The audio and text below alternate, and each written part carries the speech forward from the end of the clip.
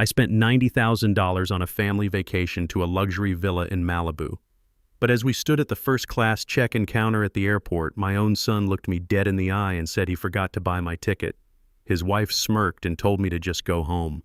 They planned to leave me behind from the very beginning to steal my peace and my money. The next day, I had 85 missed calls from them. My name is Oscar Hayes. I am 70 years old, and what I am about to tell you will change how you view family loyalty forever. Before I continue this story, let me know where you are watching from in the comments below. Hit like and subscribe if you have ever had to stand up to people who underestimated your worth. The fluorescent lights of Terminal 4 at the International Airport hummed brightly above us. The light cast a sterile glow over the bustling morning crowd. The line for the first-class check-in was short. It was filled with executives in tailored suits and wealthy families dragging designer luggage. I stood quietly behind my 38-year-old son, Kendall. I was holding my worn leather travel bag in my hands. My heart was full of quiet joy. We were supposed to be heading to Malibu for a 3-week family retreat. It was a trip I hoped would bridge the growing distance between us since my beloved wife, Corinne, passed away. Kendall stepped up to the mahogany ticketing counter. He handed over a neat stack of passports to the airline agent. I reached out and extended my own passport to add to the pile. Kendall took it from my hand. But instead of sliding it across the polished surface to the agent, he abruptly slipped it into the inner pocket of his expensive blazer. He turned to me with a completely blank expression. His face was devoid of any warmth or hesitation or guilt. The ticketing agent smiled politely and asked if we were checking in 3 passengers for the flight to Los Angeles. Kendall shook his head firmly and said there were only 2. He looked directly at me. His jaw was set tight. He stated flatly that my name was not on the reservation. He claimed there had been a booking error and the flight was completely full. He said I would have to stay behind. The betrayal hit me with the sudden crushing force of a physical blow. A son I had raised with my own hands was abandoning me. The boy I had protected and provided for his entire life was leaving me in the middle of a crowded airport terminal as if I were a piece of misplaced luggage. I looked at Kendall, waiting for the punchline of a cruel joke. I expected him to crack a smile and hand over my boarding pass, but there was no joke. His wife Courtney stepped forward. She eliminated any doubt about their intentions. She was 32 years old and draped in a pristine white cashmere coat. She wore oversized designer sunglasses that could not hide the absolute disdain radiating from her eyes. Courtney crossed her arms defensively and let out an exasperated sigh. Her posture radiated an arrogant superiority. She did not even attempt to lower her voice as she told Kendall this was for the best. She looked me up and down. Her gaze lingered mockingly on my simple, unbranded sweater and my comfortable walking shoes. She stated that Malibu was a highly exclusive area. She said my presence would only draw the wrong kind of attention. She muttered that her parents Arthur and Diane were flying out to meet them there. She told her husband that my outdated working-class style would ruin the aesthetic of their luxury trip. The microaggressions were not new to me. Courtney had always carried a quiet and venomous prejudice. She treated me less like a father-in-law and more like an inconvenient, embarrassing relic of a past she wished Kendall would erase. She leaned in and whispered to Kendall loudly enough for me to hear.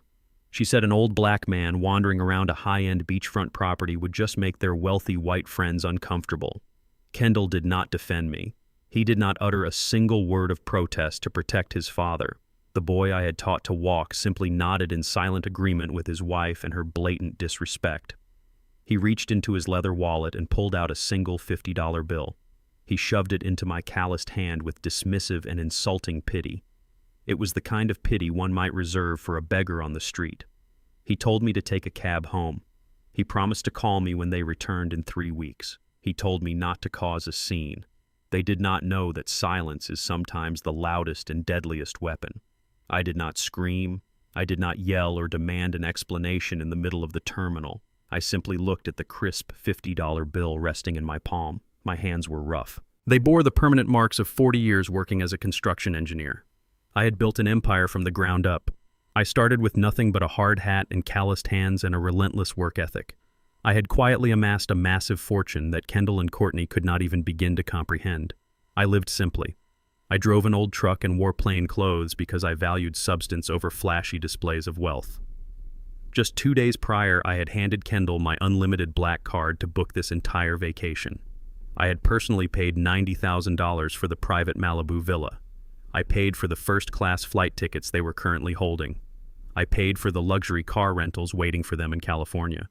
I had funded the very trip they were now kicking me off of. They assumed I was just a naive and technologically illiterate old man handing over his life savings. They thought I was entirely oblivious to their deceit. They thought they had successfully scammed me out of a luxury vacation to entertain Courtney and her arrogant parents. They expected me to shuffle away in shame. They expected me to be defeated and heartbroken and completely powerless. I looked Kendall in the eye one last time. I searched his face for any remaining trace of the son Corinne and I had loved so deeply. I did not see my son anymore. I saw a parasitic stranger who had willingly chosen greed and superficial status over his own blood. I took the $50 bill. I folded it neatly with deliberate slowness and placed it securely in my pocket. I looked at both of them and told them to have exactly the trip they deserved. Courtney smirked. She clearly mistook my calm composure for weakness and submission. She linked her arm tightly through Kendall, and they turned their backs on me. They walked toward the VIP security line without a single glance over their shoulders. They walked away with the confident, arrogant stride of predators who believed they had successfully cornered and defeated their prey. I turned around and walked out of the bright terminal. The cool morning air hit my face as I stepped up to the airport taxi stand. I slid into the back seat of a yellow cab and gave the driver my home address in a steady and unwavering voice. As the car pulled away from the bustling curb and merged into the highway traffic, I reached into my pocket and took out my phone. I did not call Kendall to beg for an explanation. I did not cry over the profound betrayal. Instead, I dialed the exclusive concierge number reserved for my global black card services. A highly polite representative answered almost immediately, recognizing my account status. My voice was completely ice-cold as I provided my strict authorization code. I instructed the representative to immediately flag and cancel every single transaction made on my account within the last 72 hours. I ordered the total and immediate cancellation of the $90,000 Malibu villa reservation. I canceled the luxury car rentals and the private chef services and every other associated booking. I then requested an absolute and irreversible freeze on the supplementary credit card I had mistakenly issued in Kendall's name. The representative confirmed that the cancellations and the account freeze would take effect instantly. I thanked him and ended the call. I sat back and watched the city skyline roll past the window. The hunt had officially begun. They wanted to leave me behind, but they were about to discover what it truly means to be stranded with absolutely nothing. The yellow cab dropped me off at the end of my driveway.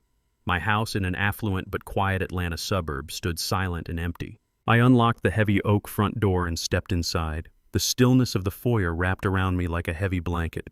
I walked straight into my study and sat down in my worn leather armchair. I did not turn on the television. I did not pour myself a drink. My mind was operating with the cold precision of a blueprint. I placed my phone on the mahogany desk and activated the speaker. The global concierge representative was still on the line waiting for my final confirmation. I instructed him to proceed with the total liquidation of the itinerary. He read back the list of cancellations. A luxury beachfront estate in Malibu reserved for 21 days. Canceled. 2 high-end sports car rentals waiting at Los Angeles International Airport. Canceled. The private chef booked to prepare their welcome dinner. Canceled. The representative informed me that because the cancellations were happening on the same day as the reservations, I would forfeit a significant portion of the deposit. I told him I did not care about the penalty fees. I told him to burn it all down to the ground. I watched the digital clock on my desk ticking forward. Every passing minute solidified my decision. I authorized the immediate suspension of the supplementary platinum credit card holding Kendall's name. The representative confirmed the card was now permanently blocked. Any attempt to swipe it would result in an immediate decline code. I thanked the man and ended the call. The silence returned to the room, but this time it was not a lonely silence. It was the sound of total and absolute control. I leaned back in my chair and looked at my hands. They were scarred and calloused. 40 years ago, I was just a young black man carrying heavy steel beams on dusty construction sites in the sweltering Georgia heat. I worked double shifts under the scorching sun while my beautiful late wife Corinne managed our tight budget at the kitchen table. We skipped vacations entirely. We drove beat-up sedans that broke down every winter. I poured every ounce of my sweat and blood into building my own commercial construction firm. I fought tooth and nail for every contract in a corporate world that constantly tried to shut me out and look past me. When my company finally took off and the millions started rolling in, I made a silent promise to myself. I promised that my son Kendall would never have to break his back the way I did. I wanted him to have the education and the privileges I was brutally denied. I paid for his Ivy League tuition in cash. I bought his first luxury apartment outright. I gave him a high-paying executive title at my firm, even though he lacked the discipline to actually run a department. I built a massive financial fortress around him to keep him safe from the harsh realities of the world. Corinne would have been heartbroken to see the man our son had become. She raised him to be respectful and grounded, but the moment he married into Courtney's family, he discarded every value we instilled in him. He traded his heritage and his pride for country club memberships and shallow approval. My intense protection had only made him weak. It turned him into an entitled coward who allowed a woman like Courtney to disrespect his own father in public. I thought about Courtney. I thought about her sneering face at the airport. She came from a family of pseudo-intellectuals who constantly talked down to me. Her parents, Arthur and Diane, liked to pretend they were old money, but their lifestyle was entirely funded by debt and sheer pretension. Courtney looked at my simple clothes and saw an uneducated old man. She did not realize that the very clothes on her back and the roof over her head were heavily subsidized by the construction empire I built from dirt and concrete. Right at this exact moment, Kendall and Courtney were cruising at 30,000 feet. I pictured them lounging in their plush first-class pods. Courtney was probably sipping expensive champagne and taking photos for her social media followers to brag about her upcoming Malibu retreat. Kendall was likely browsing a luxury watch catalog, completely oblivious to the reality awaiting him. They were floating high above the clouds, wrapped in a false sense of absolute security. They had no idea that their financial parachute had just been slashed to ribbons. They had no idea that the safety net they had relied on their entire adult lives was permanently gone. The $90,000 vacation was now nothing but a mirage. When that plane touched down in Los Angeles, there would be no sleek black car waiting at the curb to whisk them away. There would be no panoramic ocean views or private chefs preparing their gourmet meals. There would only be the harsh, cold pavement of the real world. I had funded their delusion for far too long. I had tolerated Courtney and her subtle racist remarks because I wanted to keep the peace for my son. I had ignored the way she rolled her eyes when I spoke about my past. I had ignored the way she excluded me from family dinners and holiday photos. But leaving me stranded at Terminal 4 was the fatal mistake that shattered the illusion. They had mistaken my quiet patience for foolishness. They mistook my age for senility. They were about to learn that a man who knows how to build an empire from scratch also knows exactly how to tear it down brick by brick. I felt no sorrow as I sat in my study. I only felt a deep and absolute clarity. The bank had locked the accounts. The reservations were wiped from the system. The trap was set, and the jaws were ready to snap shut. I stood up from my leather armchair and walked out of the study. I headed toward the kitchen to brew a strong pot of black coffee to steady my racing mind. As I passed the long mahogany dining table, my eyes caught something out of place. It was a thick manila folder sitting near the edge of the polished wood. Courtney had been sitting right there yesterday evening while complaining loudly about how stressful packing was. She must have left it behind in her arrogant rush to leave for the airport this morning. I walked over and picked up the heavy folder. There was no label on the outside to indicate its contents. I flipped it open, expecting to see travel brochures or hotel pamphlets for their glamorous California getaway. Instead, my eyes fell upon thick stacks of legal documents carrying the bold letterhead of a prominent wealth management firm. I began to read the dense paragraphs.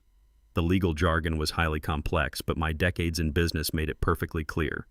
It was a comprehensive power of attorney contract combined with a direct asset transfer authorization. The documents were meticulously drafted to grant Kendall complete legal control over my private retirement fund.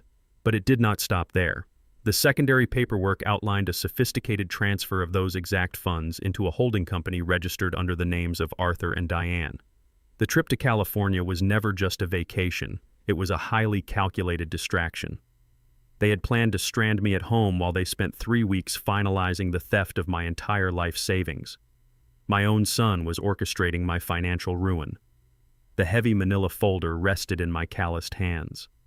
I read through the dense legal clauses again and again to ensure my eyes were not deceiving me.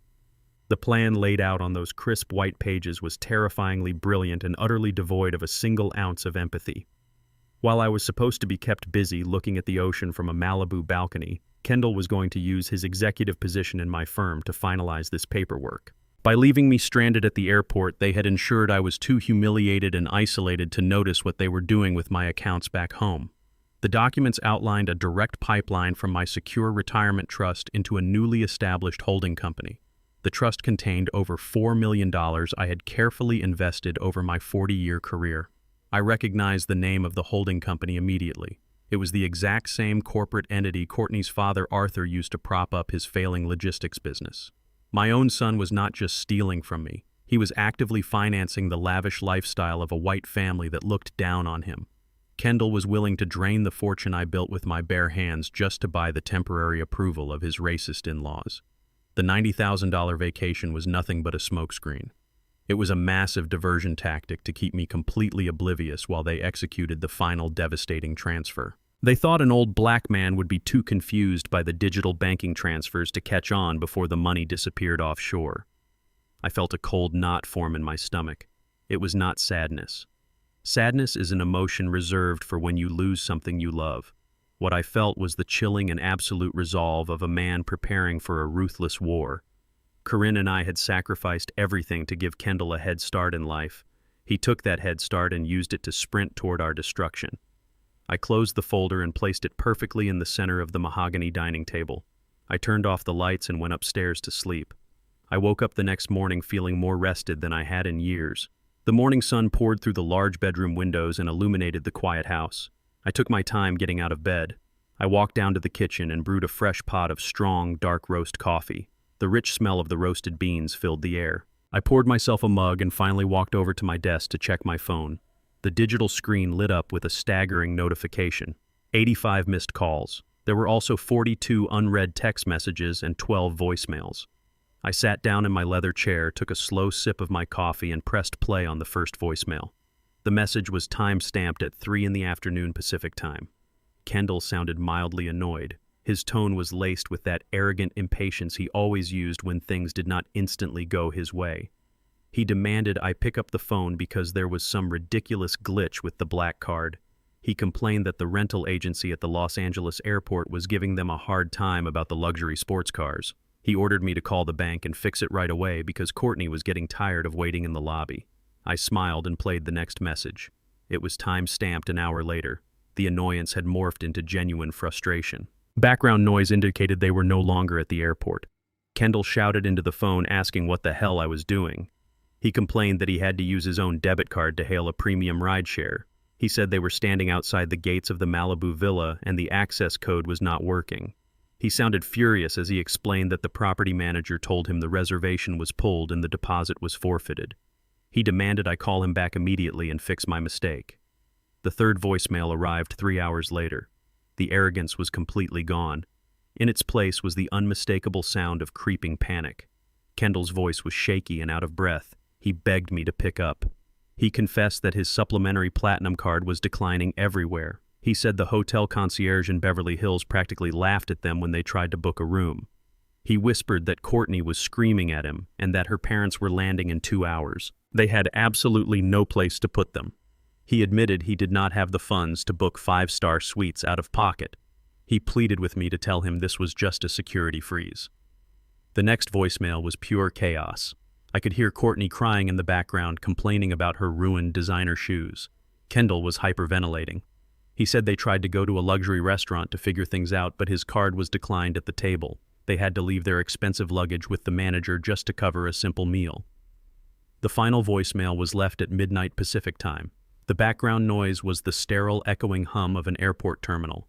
Kendall was whispering frantically. He was clearly trying to hide his utter desperation from his furious wife. He begged me for help. He said they had to come back to the airport. He whimpered that Courtney's parents were absolutely livid. Arthur had to pay for a cheap motel near the runway because all of Kendall's cards were completely dead. He admitted he could not access the trust funds or the joint accounts. He realized I had locked him out of everything.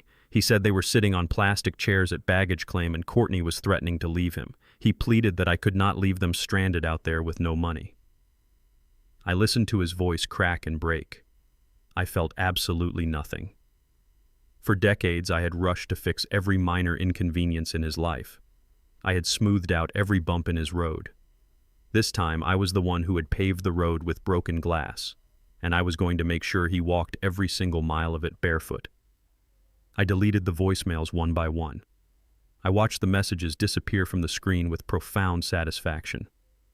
Right as I finished deleting the final message, the phone vibrated in my hand. The caller ID flashed Kendall's name. I let it ring 3 times before I calmly swiped to answer. I did not say a word. I just listened. It was not Kendall on the other end. It was Courtney. Her voice was shrill and vibrating with unhinged entitlement. She bypassed any greeting and immediately started screaming into the receiver. She called me a vindictive old man and demanded I turn the credit cards back on right now. She shrieked, asking if I had any idea how much embarrassment I had caused her prestigious family. She yelled that her father had to sleep in a disgusting 2-star motel instead of a beachfront estate. She accused me of deliberately ruining her luxury vacation and humiliating her in front of her country club friends. She threatened to call her expensive lawyers the second she got back to Atlanta. She swore they were going to sue me for emotional distress and financial sabotage. She paused to catch her breath, clearly expecting me to cower and apologize. She expected the quiet, accommodating black father-in-law to beg for forgiveness to keep the peace.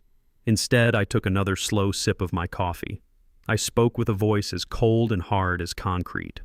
I told Courtney that before she called her lawyers, she might want to ask Kendall about the thick manila folder she carelessly left on my dining room table yesterday morning. I specified that it was the folder detailing their brilliant criminal plan to steal my $4 million retirement fund. I heard a sharp intake of breath on the other end. The line went completely dead. I pressed the end call button and set the phone down. The silence in my kitchen lasted exactly 4 minutes before the phone lit up again. The caller ID did not display Kendall or Courtney this time. It flashed the name Arthur Vance. I stared at the glowing screen. Arthur was Courtney's father. He was a man who wore his supposed old money pedigree like a cheap cologne. I pressed the answer button and placed the phone flat on the mahogany desk, letting the speakerphone broadcast his voice across the room.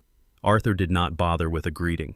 His voice boomed through the speaker, dripping with the kind of practiced, arrogant condescension that he usually reserved for valet drivers and waitstaff.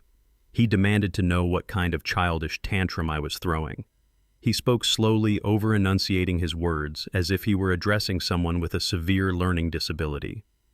Diane, his wife, was clearly hovering right next to the receiver. I could hear her theatrical sighs of disapproval in the background.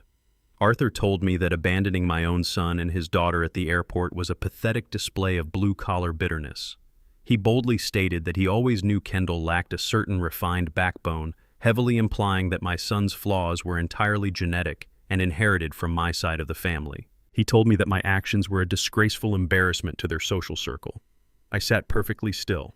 I listened to this mediocre man insult my parenting, my character, and my lineage from 3,000 miles away.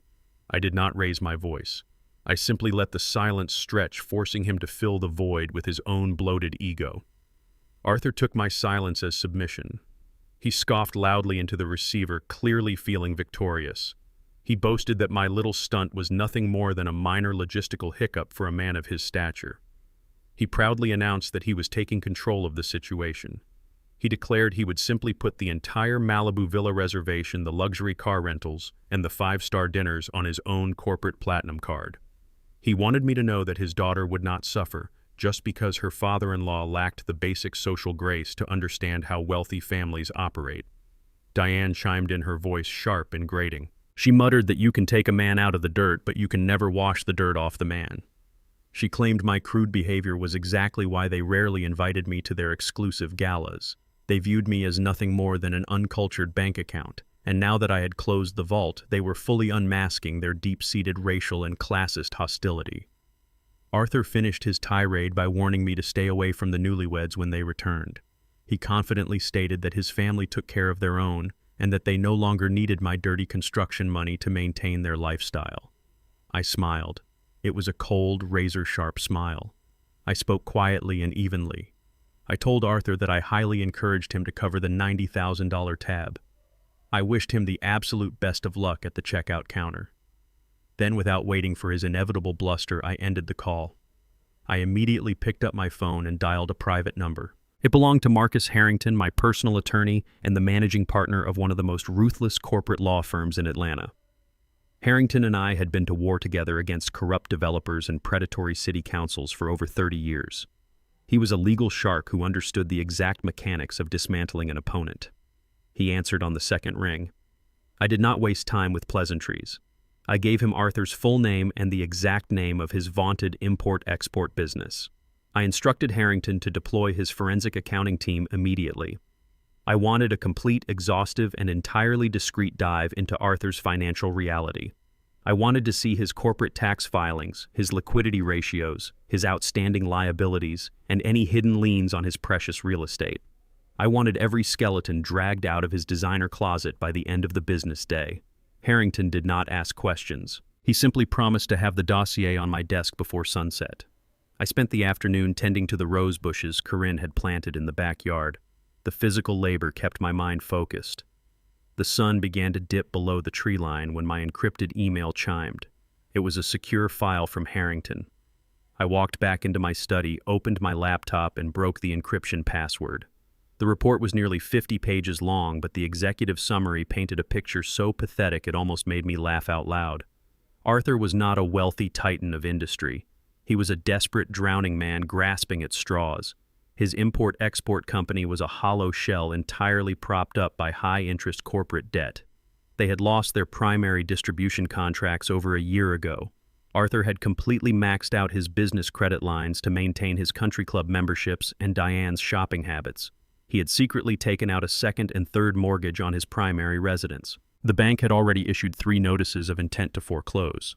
Arthur did not have the money to pay for a cheap motel room, let alone a beachfront mansion in Malibu. The horrific truth finally clicked into absolute focus. The convoluted legal documents I found on my dining table were not just a greedy cash grab to upgrade their luxury lifestyle. They were an emergency bailout. My $4 million retirement trust was the only thing standing between Arthur's family and total catastrophic bankruptcy. Kendall was willing to rob his own father blind to save his racist in-laws from financial ruin and public humiliation. Arthur's boasts on the phone were nothing but a desperate bluff. He was standing in a California airport with absolutely zero credit, surrounded by the crushing reality of his own demise. My money was their life raft, and I had just set it on fire. 3,000 miles away, reality struck Arthur Vance with the brute force of a swinging sledgehammer. I did not need to be physically present in the opulent lobby of that overpriced Beverly Hills boutique hotel to picture the exact sequence of his profound humiliation. My private investigator, arranged swiftly through Harrington, was already positioned quietly in the lounge area. He was feeding me live updates via encrypted text messages. Arthur approached the polished marble front desk with the exaggerated swagger of a billionaire savior. He loudly slapped his heavy gold-plated corporate credit card onto the counter to secure 5-star suites for his stranded daughter and son-in-law. The desk clerk swiped the card with a practiced, deferential smile. The machine beeped harshly, flashing a stark red decline code. Arthur, attempting to maintain his arrogant facade, chuckled nervously and blamed a banking security freeze. He demanded they run it again. Declined. He dug into his wallet and handed over a second card. Declined. He finally slapped down a third, a personal platinum card Diane kept strictly for luxury shopping sprees. Declined. The clerk's polite smile slowly morphed into a mask of cold corporate suspicion. Arthur's face turned a violent shade of crimson. He demanded the clerk run the numbers manually, raising his voice and causing a desperate scene in the quiet, elegant lobby. Wealthy guests in designer clothes paused to stare at the commotion. The illusion of his generational wealth shattered right there under the crystal chandeliers. Without a valid credit card to hold for incidentals, the hotel security politely but firmly asked the entire Vance family to vacate the premises immediately. Arthur was totally exposed. The grand savior had no life raft, no leverage, and absolutely no money. With Arthur utterly humiliated and financially paralyzed, the burden of survival fell squarely on Kendall's weak shoulders. Standing on the sun-baked sidewalk outside the hotel, surrounded by their useless designer luggage, my son pulled out his phone. I knew exactly what his next move would be. For years, Kendall had cultivated a carefully curated inner circle of young Atlanta socialites, country club heirs, and tech executives. He bought their loyalty and their friendship by constantly picking up the tab for lavish dinners, chartering private yachts, and covering VIP bottle service at exclusive clubs. He truly believed he was the undisputed king of his social scene. He pulled up his contact list, ready to beg his wealthy peers for an emergency wire transfer to save face. But I had already anticipated his desperation. Hours earlier, sitting quietly in my study, I had compiled a master mailing list of every single person in Kendall's elite network. I drafted a concise, highly professional email. I attached 36 months of certified bank statements, wire transfer logs, and credit card payment histories. Every single luxury they flaunted was clearly traced back to my personal construction holding accounts. The imported sports cars, the penthouse mortgage, the designer wardrobes, the five-figure bar tabs all had my signature on the checks. I had funded his lifestyle because I remembered the biting sting of poverty and wanted him to walk into boardrooms without the weight of financial insecurity dragging him down. But instead of building upon the solid foundation I provided, he used my money to construct a hollow monument to his own vanity.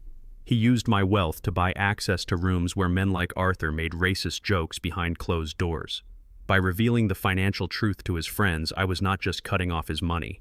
I was completely destroying the fake identity he had painstakingly built. I laid out the indisputable math in the email and hit send. The truth exploded across Atlanta's high society like a detonated bomb. The facade of the self-made wealthy young executive was instantly and permanently obliterated. The documents proved beyond a shadow of a doubt that Kendall was nothing more than an overgrown child living off a secret allowance from his working-class, blue-collar black father. I watched my phone screen as the notifications rolled in. One by one, Kendall's wealthy friends texted him back, but not with the bailout money he desperately needed. They sent screenshots of my mass email. They sent messages dripping with brutal mockery and sheer disgust. I received a forwarded text from one of his closest country club buddies that read, "Looks like Daddy cut your allowance. Kendall lose my number." Another wrote, "We all knew you could not afford those tabs on a junior executive salary. Embarrassing." The socialites who had happily lounged on the yachts I paid for were the first to throw him overboard. Some ignored his frantic calls, entirely blocking his number outright. He was systematically excommunicated from the only world he cared about. Stripped of his money and his fake prestige, Kendall was completely defenseless against the wrath of his wife. Courtney turned on him like a starved predator. On that busy California sidewalk, her screaming echoed down the pristine Beverly Hills street. She threw her expensive designer handbag at his chest and unleashed a vicious tirade. She blamed him for the entire catastrophic disaster. She shrieked that he was a pathetic liar who had trapped her in a humiliating nightmare. The subtle microaggressions she usually employed were entirely gone, replaced by venomous insults regarding his worth as a man. She demanded to know how she was supposed to face her friends now that everyone knew her husband was basically a trust fund baby who had just been disowned. She screamed that he was completely useless without his father's wallet. The pure vitriol in her voice stripped away any lingering illusion of love. Diane joined in, piling on the insults, berating Kendall for ruining their family's pristine reputation. Kendall just stood there, absorbing the verbal abuse, clutching his useless phone. He had traded my unconditional love and protection for the conditional, transactional tolerance of these terrible people. Now the transaction was over, and his true value to them was revealed to be absolute zero.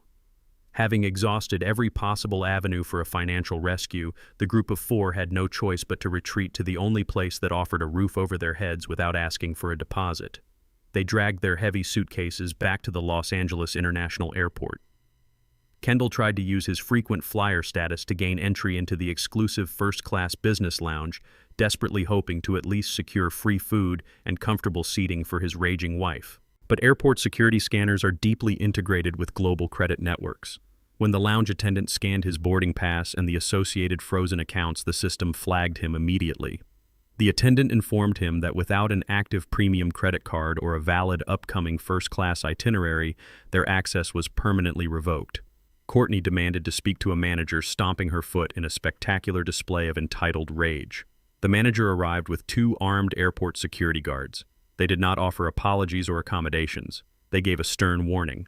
The guards physically escorted Kendall, Courtney, Arthur, and Diane out of the plush carpeted lounge and back into the harsh, echoing reality of the main public terminal.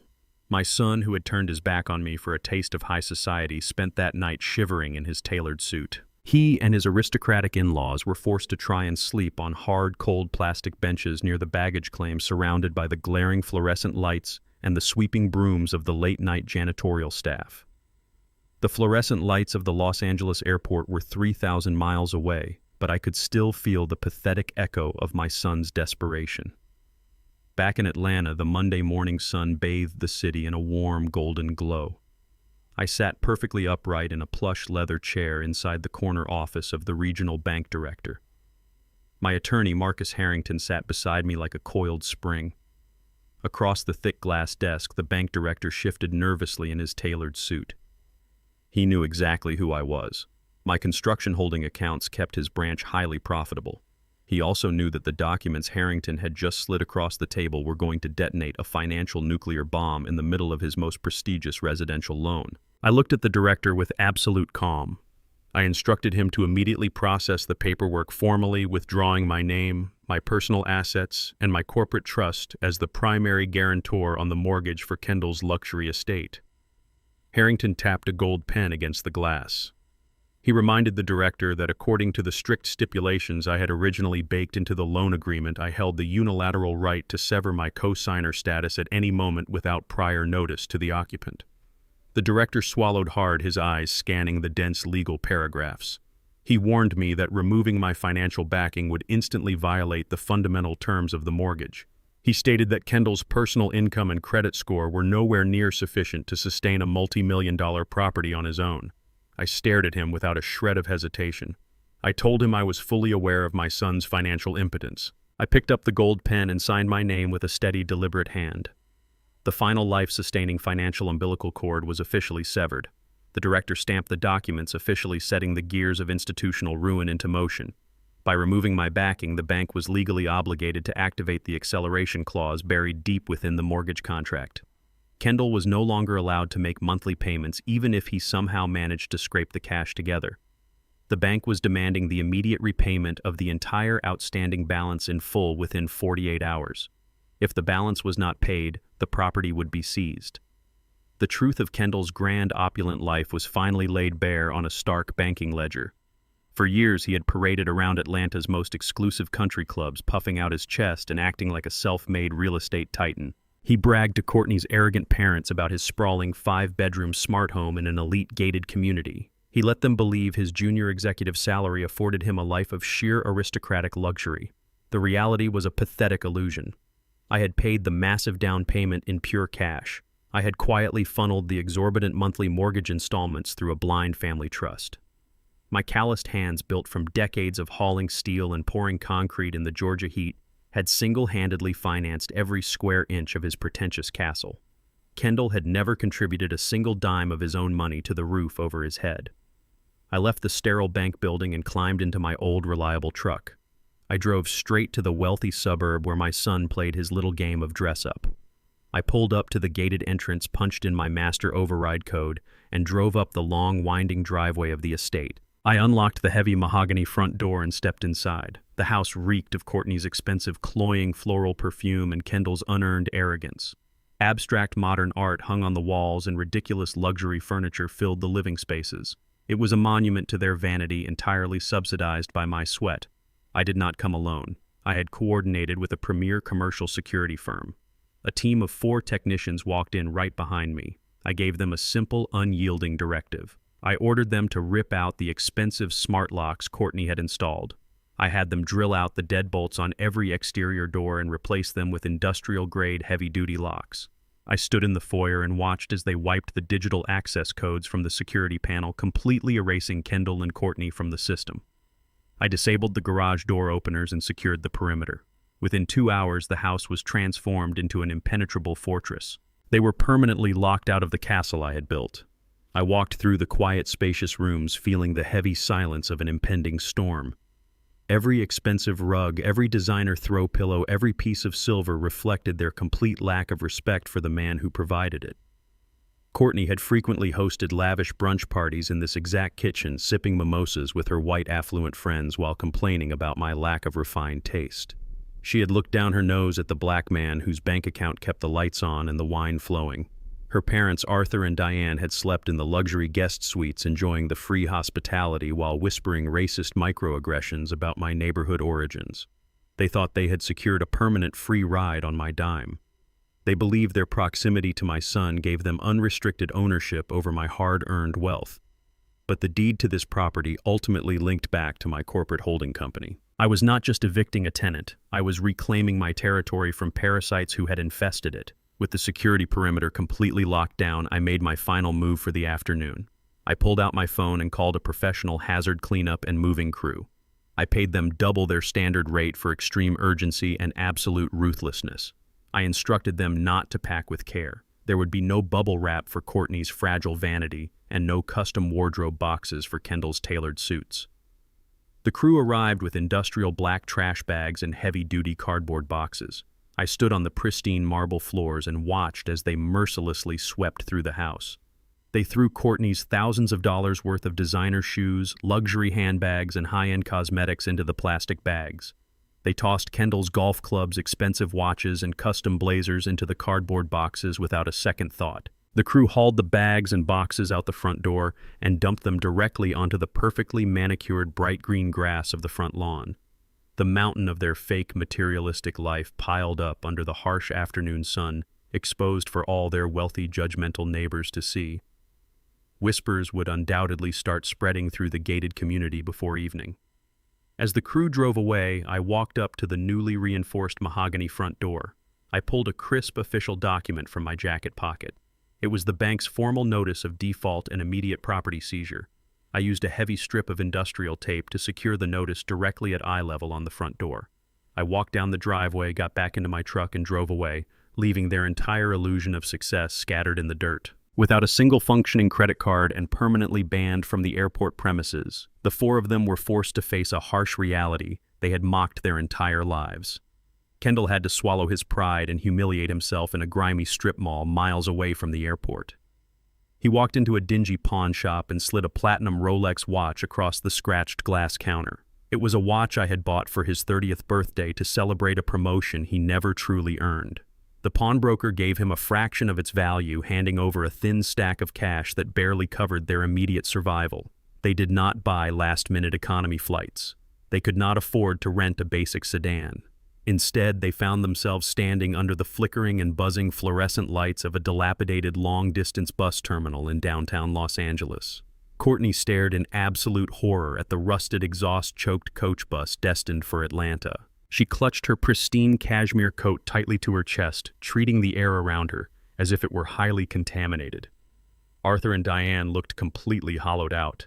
The wealthy patriarch who had arrogantly boasted about bailing them out was now aggressively haggling with an indifferent ticket clerk over the price of 4 one-way coach fares. They boarded the bus in shame and shuffled down the narrow, sticky aisle. There were no plush reclining pods or complimentary champagne flutes. They squeezed into cramped, threadbare seats that smelled faintly of stale coffee and industrial disinfectant. The heavy engine roared to life, violently vibrating the floorboards beneath their designer shoes. It was going to be a grueling and agonizing 3-day journey across the country. They were trapped in a metal tube, stripped of their fake prestige and forced to sit shoulder to shoulder with the very working-class people they had spent their entire lives looking down upon. The first 24 hours broke their bodies, but the next 48 hours completely shattered their alliance. As the bus rattled tirelessly through the desolate stretches of the American Southwest, Courtney dropped every remaining shred of her refined country club persona. The cramped and claustrophobic environment became a high-pressure cooker for her vicious entitlement.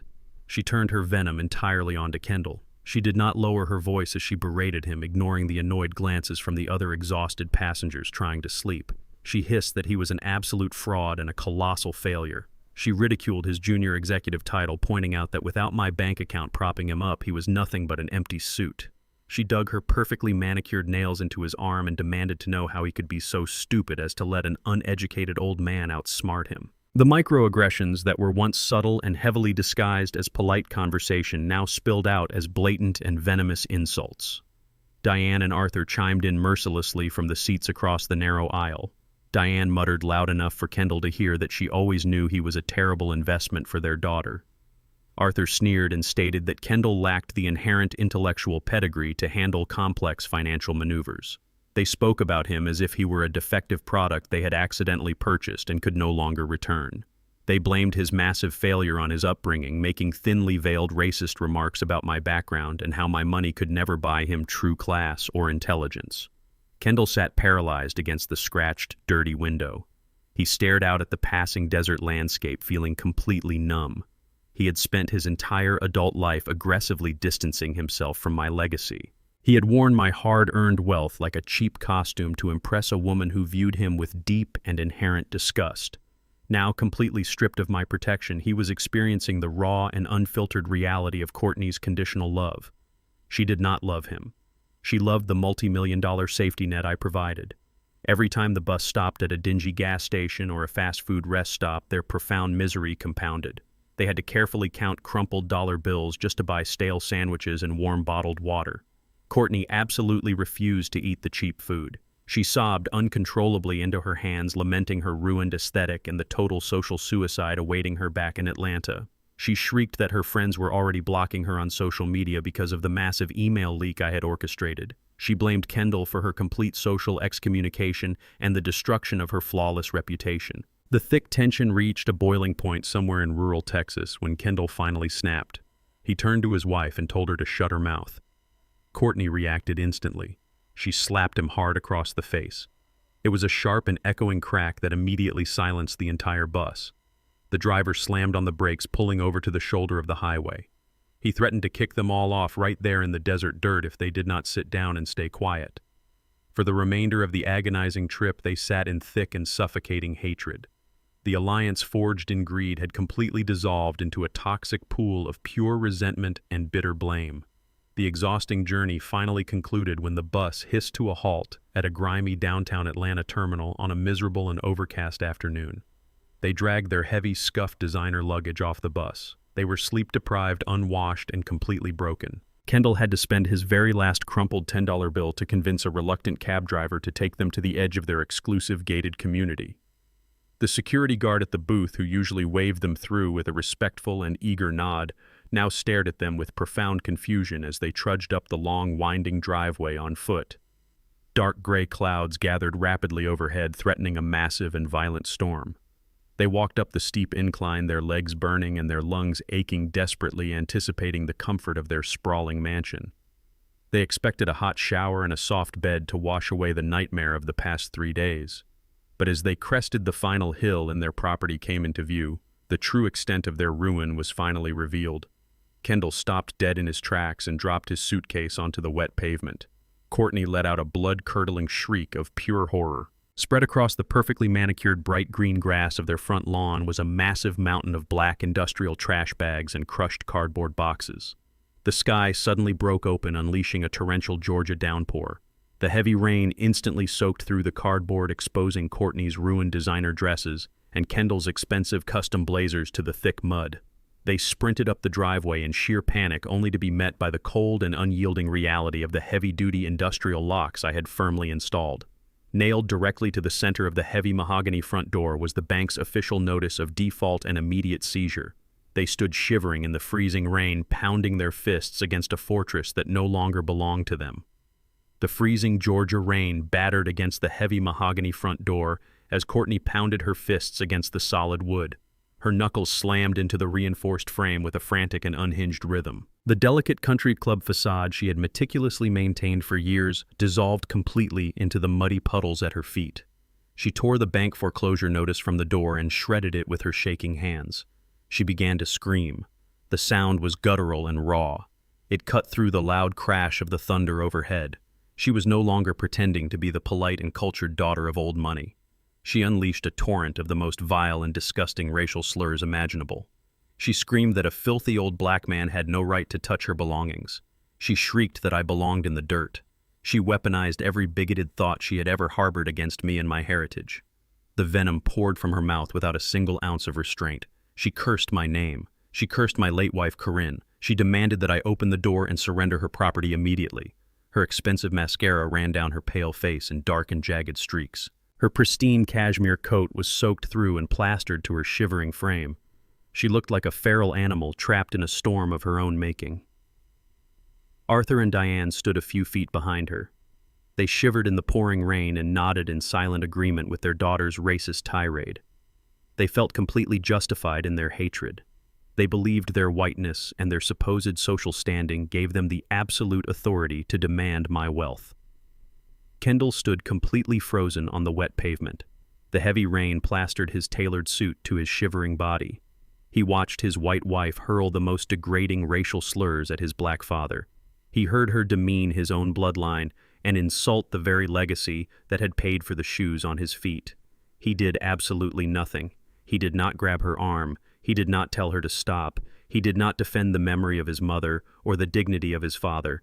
He just stood there like a pathetic and hollow shell of a man. His silence was the final and absolute confirmation of his ultimate betrayal. He had traded his soul and his dignity for a desperate chance to remain in their toxic circle. He was a coward of the highest order. The heavy metallic click of the new industrial deadbolt echoed loudly over the sound of the pouring rain. The thick mahogany door slowly swung open.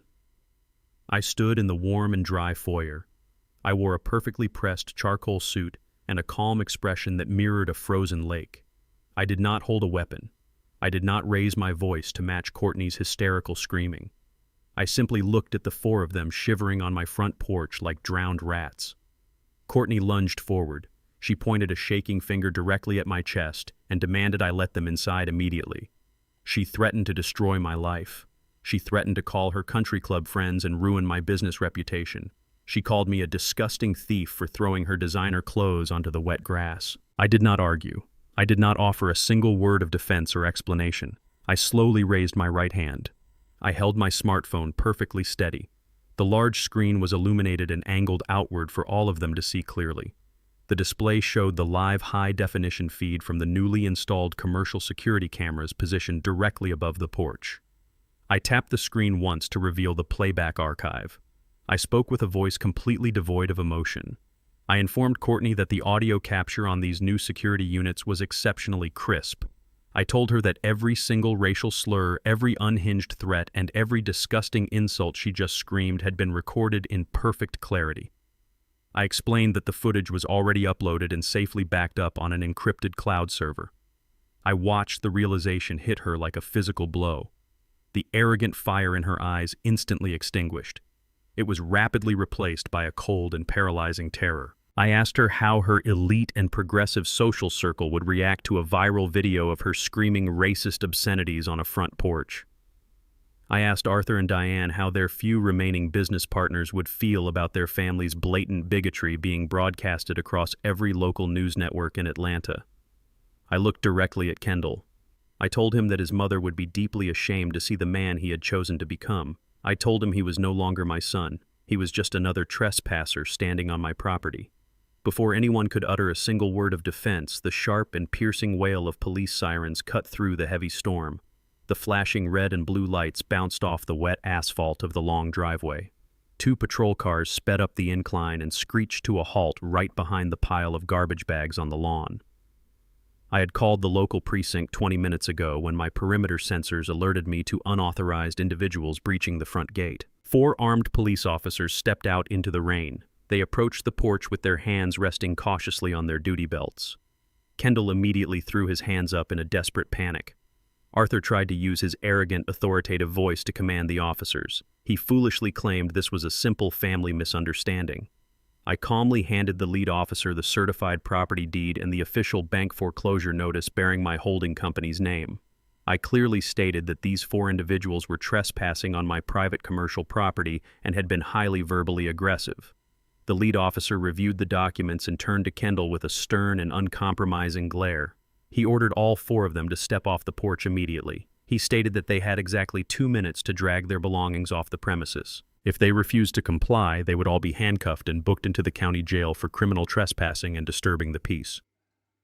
Courtney let out a loud and humiliated sob. She grabbed a soaking wet black trash bag filled with her ruined designer shoes and began to drag it down the muddy driveway. Arthur and Diane followed suit. Their heads hung low in absolute defeat. Kendall looked at me one last time. His face was a mask of total devastation. I stepped back inside and firmly closed the heavy mahogany door. I locked them out in the cold and unforgiving storm. Stripped of her luxury aesthetic and confined to a damp, heavily stained motel room on the outskirts of the city, Courtney resorted to the absolute lowest tactic in her arsenal. The relentless rain had ruined her designer clothes and the brutal eviction had shattered her pride, but her venomous entitlement remained entirely intact. She sat on the edge of a sagging, floral-patterned mattress and pulled out her smartphone. Her fingers flew across the digital keyboard with manic, unhinged energy. She was no longer just a spoiled daughter-in-law. She was a cornered predator willing to completely fabricate reality to save her own skin. She logged into her highly curated social media accounts platforms where she usually posted pictures of expensive brunches and five-star resorts paid for by my hard work. She took a carefully staged photograph of her tear-streaked face and wet, tangled hair, deliberately framing herself against the bleak, peeling wallpaper of the cheap motel. Then she began to type a monumental, calculated lie. She crafted a long, agonizing narrative of pure victimhood. She wrote that her husband's father was suffering from a severe, undiagnosed form of paranoid schizophrenia and advanced dementia. She claimed that my mind had completely deteriorated over the past few weeks, turning me into a violent, unpredictable danger to my own family. She painted a heartbreaking picture of a devoted son and a loving daughter-in-law who had only wanted to help a declining patriarch seek medical treatment. According to her completely fabricated story, my response to their loving intervention was a terrifying episode of psychotic rage. She described the eviction not as a legal foreclosure, but as the manic, abusive actions of an insane old man throwing his vulnerable children out into a dangerous storm. She claimed they were fearing for their lives and that Kendall was heartbroken over losing his father to mental illness. She hit publish, weaponizing her white female tears and her affluent network to completely assassinate the character of a black man she despised. The internet is a ravenous machine fueled by synthetic outrage, and Courtney had just served it a 5-course meal. Within the first 2 hours, the post crossed 5,000 shares. By morning, that number had exploded to tens of thousands. Her extensive network of country club wives, wealthy influencers, and bored socialites amplified the fabricated tragedy with astonishing speed. My phone began to buzz incessantly with notifications, blind text messages, and angry emails from people I had not spoken to in years. The comments section of her post devolved into a toxic wasteland of performative sympathy for the young, beautiful, displaced couple. Thousands of strangers who knew absolutely nothing about my life were suddenly diagnosing me with severe psychiatric conditions from behind their digital screens. They branded me a monster. They demanded that Adult Protective Services immediately intervene and place me in a restrictive psychiatric facility.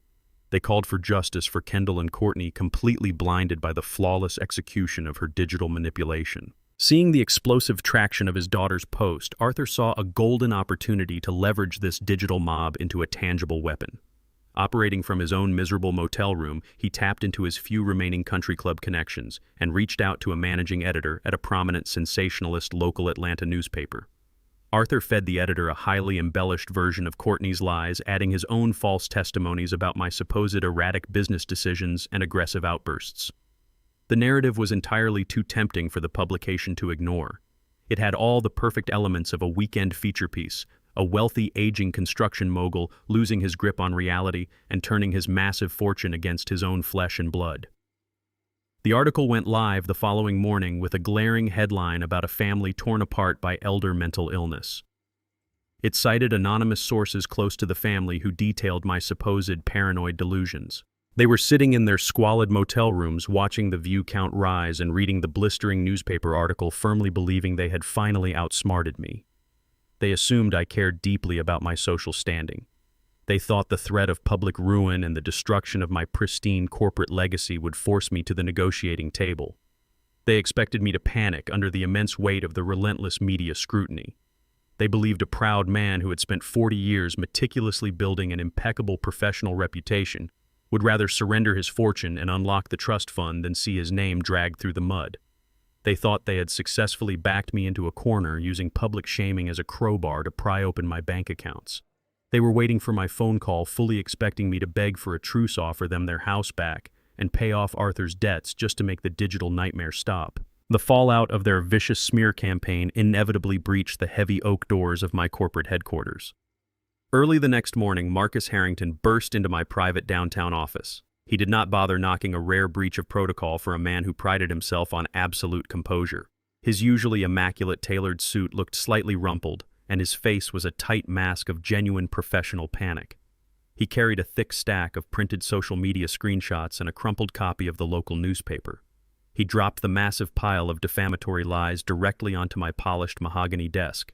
He leaned over, resting his hands on the wood, and warned me that the situation was rapidly escalating into a catastrophic public relations nightmare.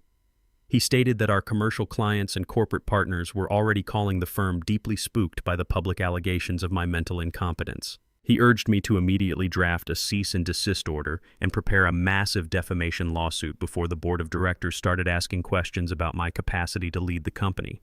I did not look at the stack of papers. I did not frown, nor did I reach for my phone to assess the damage. Instead, I slowly reached across the desk for my porcelain teacup. The chamomile blend was perfectly steeped and radiating a gentle, calming heat. I brought the delicate cup to my lips, took a long, deliberate sip, and let the warmth settle comfortably in my chest. I set the cup down precisely on its saucer. I looked up at my frantic, wide-eyed attorney, and a slow, genuine smile spread across my face. I told Harrington to breathe. I told him not to waste a single billable hour worrying about the fleeting opinions of internet strangers or the sensationalist garbage printed in a local tabloid. I explained that an empire built on solid concrete does not crumble because a few desperate rats squeak in the shadows. I told him that Courtney and Arthur had just made the most spectacular miscalculation of their entire miserable lives. They had given me exactly what I needed. I leaned forward, the smile fading into a look of cold, unyielding resolve. I instructed Harrington to stop worrying about defending my reputation and to immediately start preparing the legal artillery for our next move. They wanted the attention of the public, and I was going to make sure they received every single ounce of it. I did not launch a frantic counterattack on social media. I did not record a tearful video defending my sanity or my character. I bypassed the digital noise entirely and utilized the brute force of traditional institutional power. I instructed Harrington to contact the advertising directors of the 3 largest and most respected newspapers in the state of Georgia. I did not purchase a small column in the back pages. I used my corporate accounts to buy out the entire front page of the Sunday edition for all 3 publications. The sheer cost of this unprecedented media blackout was staggering, but it was a fraction of the peace of mind it would buy me. When Sunday morning arrived, the delivery trucks rolled out across the state carrying my absolute truth. The front pages did not feature sensationalist headlines or political scandals. They featured a stark, minimalist design with a single, bold, open letter addressed to the citizens of Atlanta. I kept the open letter completely devoid of emotional whining. I did not play the victim. I wrote with the clinical precision of an engineer diagnosing a structural failure. I calmly dismantled the fabricated narrative of my supposed mental decline. I explicitly outlined the dangerous reality of elder financial abuse and the toxic entitlement of greedy heirs. I made it clear that I was of perfectly sound mind and had simply chosen to stop financing the extravagant lifestyles of 2 capable adults who harbored deep-seated racial prejudice against me. At the very bottom of the page, printed in stark black ink, was a massive QR code. The brief caption beneath it simply read that the truth does not require anonymous sources. The QR code directed anyone with a smartphone to a highly secure and fully optimized website I had commissioned earlier that week. The website was a digital fortress of undeniable evidence. I did not hide behind vague accusations. I uploaded 3 years of certified bank statements. I posted the exact wire transfer logs proving I had paid the massive down payment on Kendall and Courtney's luxury estate. I displayed the monthly mortgage receipts paid directly from my blind family trust. I included the 85 frantic voicemails Kendall had left me begging for money after his premium credit card was declined at the Beverly Hills Hotel. The public could clearly see the invoice for the $90,000 Malibu vacation I had funded alongside the flight manifests, proving they had deliberately excluded my name from the reservation. I even uploaded the legal documents Courtney had carelessly left on my dining table, exposing their calculated plot to funnel my $4 million retirement fund into Arthur's failing business. But the undeniable crown jewel of the website was positioned at the very top of the homepage. It was the raw, unedited security camera footage from my front porch. I uploaded the high-definition video capturing Courtney in the pouring rain. The crisp audio echoed her vicious and unhinged racial slurs. It showcased her screaming bigoted insults and demanding access to a black man's wealth, while her white parents stood by, nodding in silent approval. It showed my son Kendall standing by in absolute silence, allowing his wife to degrade his own father and his heritage. The internet is a volatile beast, and I had just fed it the absolute undeniable truth. The public opinion reversed with whiplash-inducing speed. The very same influencers and socialites who had fiercely defended Courtney just 48 hours prior were now scrambling to delete their posts. The comment sections turned into a relentless tidal wave of backlash against the Vance family. Courtney's carefully curated social media accounts were flooded with thousands of outraged citizens calling out her blatant racism and financial parasitism. The local tabloid that had published Arthur's sensationalist lies was forced to issue a highly humiliating public retraction to avoid a multi-million-dollar defamation lawsuit from Harrington. The editor publicly apologized for failing to verify their sources. My financial supremacy and unyielding mental clarity were now on full public display. I was no longer the confused victim they tried to paint me as. I was an untouchable titan who had masterfully orchestrated their complete social ruin. The devastating shockwave of the Sunday papers hit Arthur Vance's fragile logistics company before the weekend was even over. His few remaining corporate partners and supply chain vendors took one look at the viral porch video and immediately severed all ties. No legitimate enterprise wanted to be associated with a family exposed for blatant bigotry and elder financial exploitation. Arthur received swift notices of contract terminations via email while sitting in his cheap motel room. His business, which was already drowning in high-interest debt, was instantly pushed over the edge into total catastrophic collapse. The prestigious country club that Diane and Courtney treated as their personal kingdom held an emergency board meeting. By Monday morning, the club's management dispatched a courier to the motel to revoke the Vance family's lifetime membership, citing a severe violation of their moral conduct clause. They were permanently banned from the golf courses, the dining halls, and the elite social events they built their entire identities around. They were instantly transformed into social pariahs in the exact circles they once ruled. Their reputations were reduced to ash. Friends blocked their numbers, and former associates refused to take their calls. Stripped of his money, abandoned by his friends, and facing the wrath of his entirely ruined in-laws, Kendall found himself backed into a claustrophobic corner. He realized that begging and public shaming had completely failed. Courtney was screaming at him, constantly blaming his incompetence for her total social destruction. Instead of surrendering and begging for genuine forgiveness, he decided to double down on his own destruction. He decided to play one final desperate gamble, utilizing the very medical lie his wife had initially fabricated on social media. Kendall had been backed into a corner of his own making.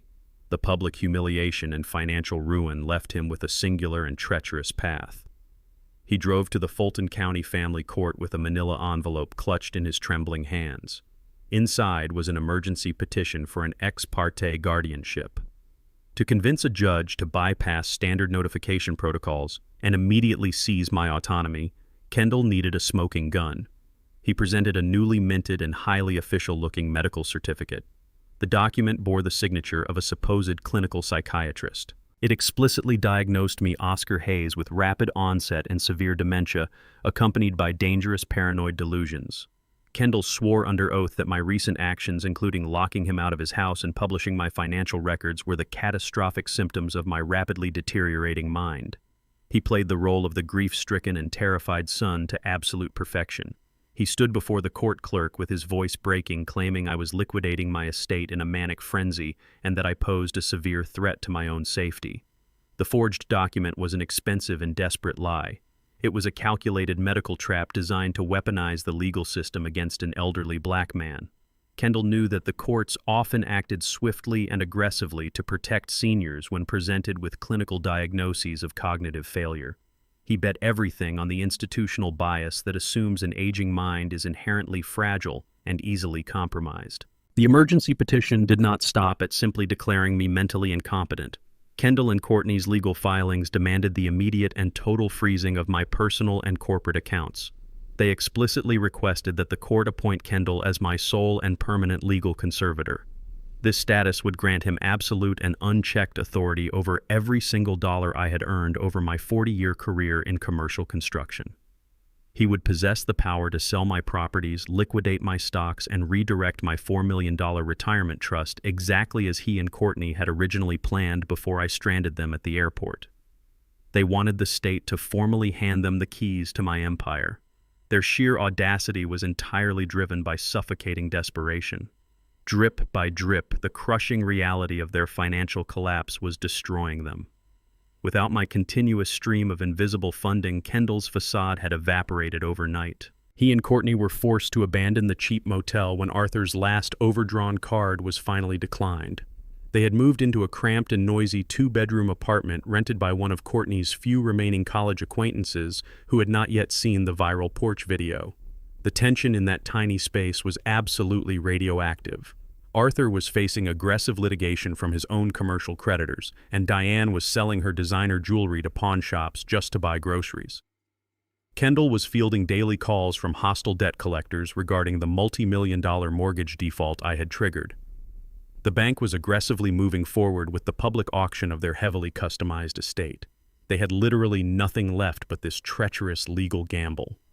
If Kendall could successfully convince a family court judge that my brilliant defensive maneuvers were actually the erratic symptoms of a diseased mind, he could legally reverse the damage. He could use his conservatorship powers to reinstate the mortgage payments, pay off Arthur's failing logistics company, and force me into a restrictive and high-security nursing facility where I could never access a bank teller or a lawyer again. Courtney was the invisible architect behind this specific legal maneuver. She had spent hours scouring the internet for a disgraced and suspended psychiatrist willing to sign a fraudulent diagnosis for a heavy cash bribe. They scraped together their last few thousands of dollars, emptying out Kendall's minor personal savings account to purchase the fake medical certificate. It was an incredibly high-stakes crime. Forging medical documents and committing perjury in a family court petition carried severe felony penalties. But when a parasite realizes the host has severed the connection, it will chew through its own limbs just to reattach itself. They were drowning, and pulling me under the water was their only remaining strategy to survive. Kendall truly believed that if he moved fast enough, the judge would grant an interim freeze on my accounts before I even knew what hit me. He assumed the legal system would inherently trust a well-dressed and articulate younger man over an angry 70-year-old. He was banking on the same arrogant assumption he had held his entire life. He thought he was always the smartest person in the room. I was sitting in my backyard, quietly pruning the rose bushes under the warm Georgia sun, when the heavy chime of my front gate buzzer broke the afternoon silence. I wiped the soil from my calloused hands, walked to the security intercom, and verified the visitor. A uniformed process server was standing outside my newly reinforced property line. He was holding a thick manila envelope bearing the official seal of the Fulton County Superior Court. I buzzed him through and waited on the front porch. The young man walked up the driveway and handed me the envelope with a professional and entirely detached nod. He informed me that I had been officially served. I took the heavy packet back into my study and broke the seal. My eyes scanned the dense legal summons. It was an order to appear for an emergency competency hearing scheduled for the very next morning. The stakes laid out on the thick paper were absolute and terrifying. If I failed to show up, or if I failed to systematically destroy the forged medical evidence Kendall had submitted, I would lose everything. A single stroke of a judge's pen would strip me of my civil rights. I would lose the ability to manage my own finances, make my own medical decisions, or even choose where I lived. My entire life's work, my freedom, and my dignity were suddenly on the chopping block. The trap was incredibly dangerous, but as I dialed Marcus Harrington's private number, I felt a familiar and cold surge of adrenaline. They had just escalated our family dispute into a federal crime. I instructed my lawyer to prepare for absolute war. The heavy oak doors of the Fulton County Family Court swung open with a resounding thud. I walked into the brightly lit courtroom wearing a sharply tailored charcoal suit. My posture was perfectly straight, and my expression was as hard as granite. Attorney Harrington walked right beside me, holding a pristine leather briefcase that contained the absolute destruction of my son. Across the room, sitting at the petitioner table, were Kendall and Courtney. They had meticulously dressed for the occasion. Courtney wore a conservative, high-necked beige dress, attempting to look like an exhausted and modest caregiver. Kendall wore a soft gray suit, his shoulders intentionally slumped to project the image of a man carrying a tragic emotional burden.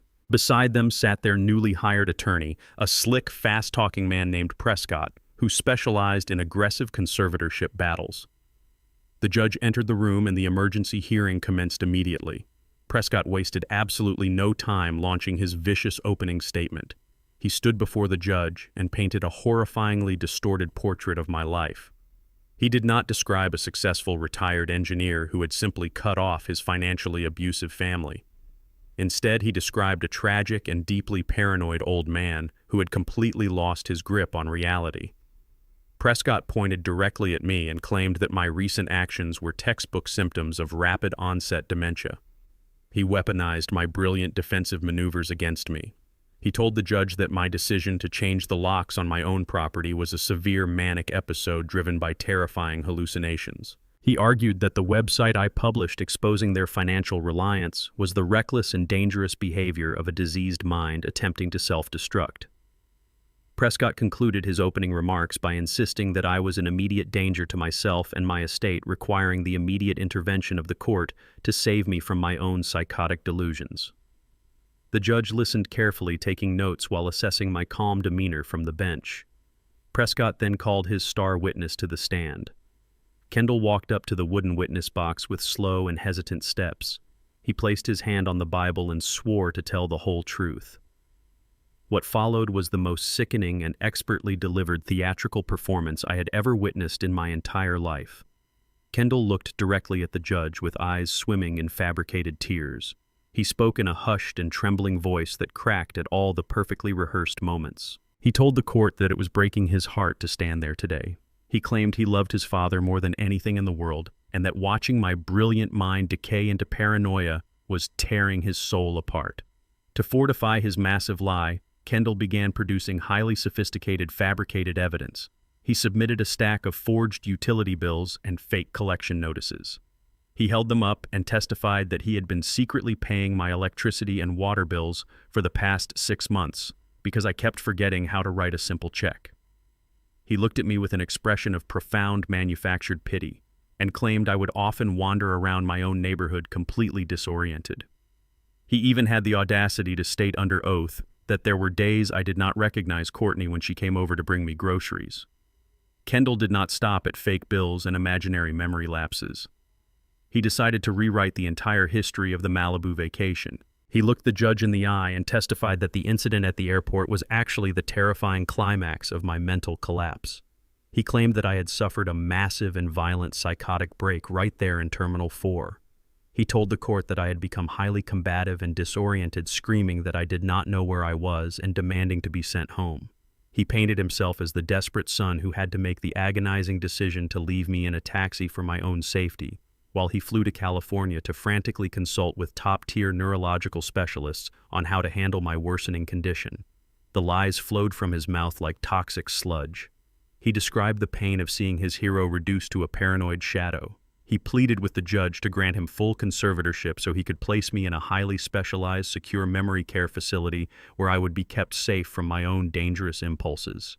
The performance was flawless. The courtroom was dead silent. I could see the court reporter looking at Kendall with genuine sympathy.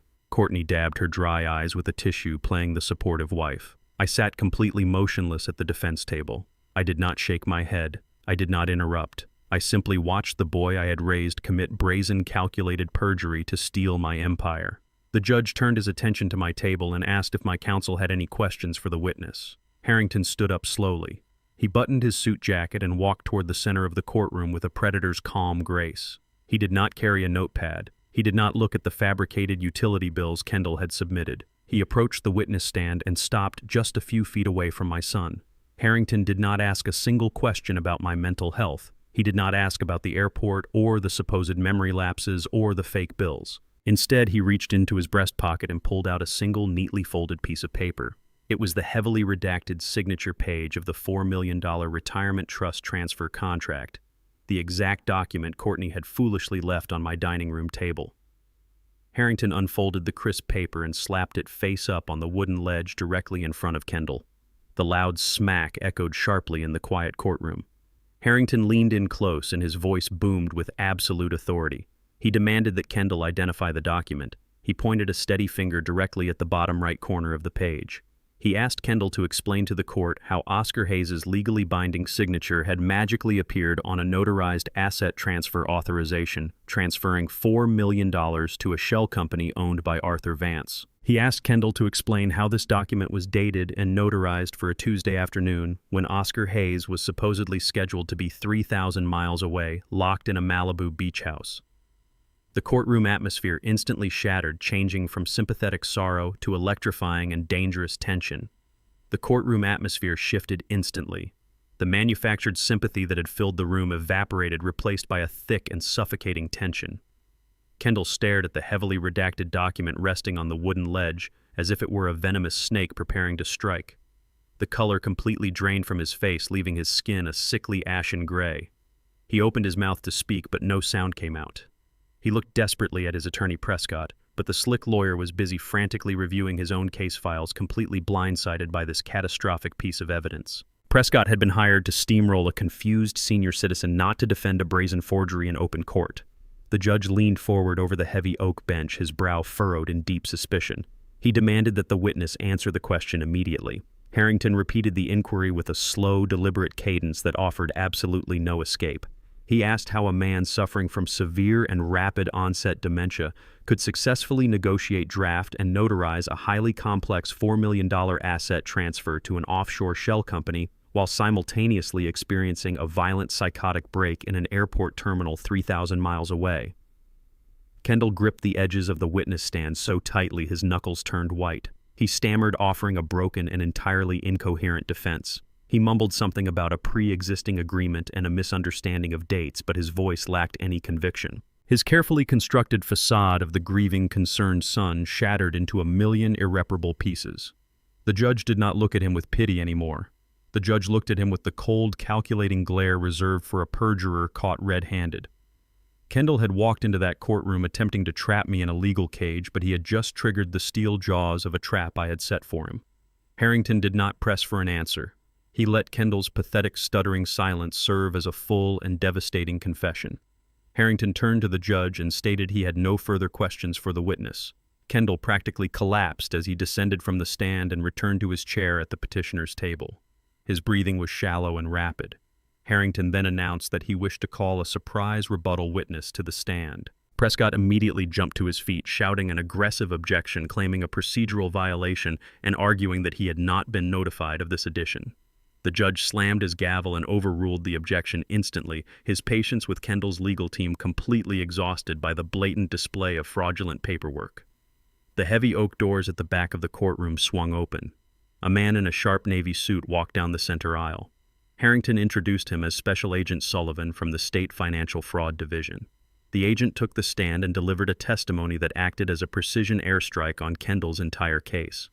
Sullivan stated under oath that his department had executed a coordinated raid early this morning. They raided the private clinic of the clinical psychiatrist who had signed my devastating medical certificate. The agent testified that the doctor was currently in federal custody. The disgraced physician had already confessed to accepting a massive cash bribe to completely fabricate my medical history. He admitted that he had never evaluated me, never spoken to me, and had simply printed a fake diagnosis of paranoia and severe dementia based entirely on the financial demands of his clients. The court reporter typed furiously as Sullivan produced the bank routing numbers, linking the bribe directly back to the last remaining funds in Kendall's drained savings account. The prosecution table was a scene of absolute devastation. Courtney was sinking into her chair, her face hidden behind her hands as the sheer magnitude of their criminal exposure was laid bare before a judge. But Harrington was not finished. He called his final witness. He called me to the stand. I stood up, smoothed the front of my charcoal suit, and walked to the witness box with the steady, unyielding stride of a man who had built skyscrapers from nothing. I placed my hand on the Bible and swore to tell the truth. Then I systematically dismantled every single lie my son had constructed. I did not speak like a confused, paranoid old man. I spoke with the terrifying, razor-sharp clarity of an apex predator defending his territory. I addressed the judge directly. I calmly recited the exact figures of my investment portfolios, the routing numbers of my corporate trusts, and the precise day-to-day operations of my commercial construction empire. I recounted the events at the airport without a shred of emotion, detailing exactly how they abandoned me to impress Courtney's white parents. I explained my subsequent defensive maneuvers, detailing the immediate cancellation of their luxury reservations and the lawful severing of my financial backing on their estate. I proved that my actions were not the erratic symptoms of a diseased mind, but the highly calculated, completely rational decisions of a CEO protecting his assets from parasitic thieves.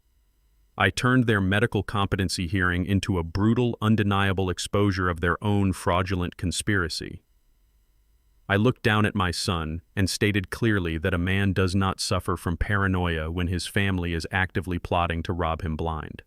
The judge listened in absolute silence, completely captivated by the overwhelming mountain of undeniable facts. I did not just defend my sanity. I weaponized my intellect to completely crush their pathetic legal ambush.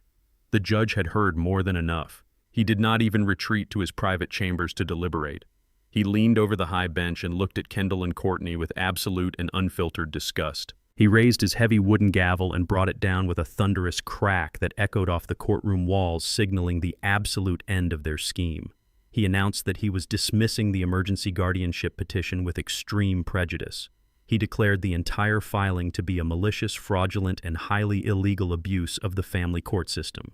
The judge stated that he was personally referring the matter to the district attorney for immediate criminal prosecution regarding the fabricated medical documents and perjury committed under oath. He made it clear that their attempt to exploit the legal system to steal from an elderly man would not go unpunished. Before the echo of the gavel could even fade from the room, the heavy doors at the back of the courtroom opened once again. 2 uniformed police officers and a plainclothes detective walked purposefully down the center aisle. They completely bypassed the spectator gallery and walked straight toward the petitioner's table. Prescott, sensing the imminent destruction of his own legal career, immediately packed his briefcase and backed away from his own clients, distancing himself from the sinking ship. The detective instructed Kendall to stand up and place his hands behind his back. Kendall began to weep openly, begging the judge to reconsider, but the judge simply looked away. The detective read Kendall his Miranda rights in a loud, clear voice, formally charging him with felony document forgery, conspiracy to commit financial fraud, and perjury. The cold, heavy metallic click of the steel handcuffs locking around Kendall's wrists was the most satisfying sound I had ever heard in my entire life. My son, who had walked into this building wearing a tailored suit and an arrogant smirk, was now being physically dragged out of the courtroom in shackles. The trap had closed perfectly, leaving him with absolutely nothing. The cold, heavy metallic click of the steel handcuffs locking around Kendall's wrists echoed through the stunned, silent courtroom. It was the definitive sound of his entire carefully curated life snapping completely shut. But the most brutal and agonizing betrayal of the morning did not come from the imposing judge on the bench or the stern detectives making the arrest. It came from the woman sitting right beside him at the petitioner's table. The moment the lead detective secured the metal restraints and forcefully pulled Kendall to his feet, Courtney leaped from her wooden chair as if she had been sitting next to an active explosive device. The carefully constructed facade of the devoted, heartbroken wife vanished into thin air. In its place stood a cornered, panicked animal, absolutely desperate to save her own skin at any cost. She did not reach out to comfort the man she had married. She did not ask the arresting officers where they were taking her husband. Instead, she backed away rapidly, her hands raised high in the air, and began to scream at the top of her lungs. Her voice was shrill and pierced the heavy, suffocating silence of the room. She shrieked to the judge, the armed police, and the shocked spectator gallery that she had absolutely no idea what Kendall had done. She pointed a trembling, manicured finger directly at my son, the man who had just risked federal prison to fund her endless luxury lifestyle, and threw him entirely under the bus. She cried out that he had maliciously manipulated her, that he had lied to her about his finances for years, and that she was merely an innocent, trusting victim of his psychotic criminal schemes. Kendall stopped struggling against the officer's grip. He turned his head slowly and looked at his screaming wife with a hollow, thoroughly devastated expression. He had alienated his own father, stolen from his family, and committed brazen perjury, all to secure her conditional love. Now, at the very first sign of real consequence, she was severing the tie without a single second of hesitation or regret. Courtney's loud theatrical performance of total victimhood was the exact signal her parents had been waiting for. Arthur and Diane Vance, who had spent the entire morning sitting in the front row of the gallery, radiating an aura of smug, untouchable superiority, suddenly sprang into frantic action. They rushed past the wooden courtroom divider, completely ignoring the bailiff's sharp orders to remain seated and maintain order. Arthur grabbed Courtney forcefully by the arm, physically pulling her away from the defense table and putting as much physical distance as possible between his precious daughter and my handcuffed son. Diane quickly wrapped her expensive cashmere shawl around Courtney's trembling shoulders, glaring at Kendall with absolute unfiltered disgust and venom. The sheer blinding hypocrisy of the scene was almost difficult to comprehend. Just a few days ago, Arthur and Diane were perfectly happy to actively participate in the hostile, illegal takeover of my $4 million retirement fund. They had gleefully accepted the luxury California vacations, the high-end dinners, and the premium lifestyle financed entirely by my stolen hard-earned money. But the exact moment the grand scheme collapsed into a very public felony arrest, their aristocratic loyalty and familial devotion dissolved into thin air. Arthur puffed out his chest, adjusting his tailored suit jacket, and loudly declared to the remaining police officers that his prestigious family would cooperate fully with any federal or state investigation against Kendall. He boldly and arrogantly stated that they would be contacting their own legal counsel to file for an immediate annulment on Courtney's behalf, effectively erasing Kendall from their pristine family tree. He looked at Kendall like he was a piece of rotting garbage stuck to the bottom of his expensive Italian leather loafers. Kendall was physically dragged out of the heavy double doors by the detectives, his head hanging in total crushing defeat. He had sacrificed his bloodline and his morality for a family that treated him like a disposable, limitless credit card. Now the card was permanently declined, and they were tossing him in the trash without a second glance.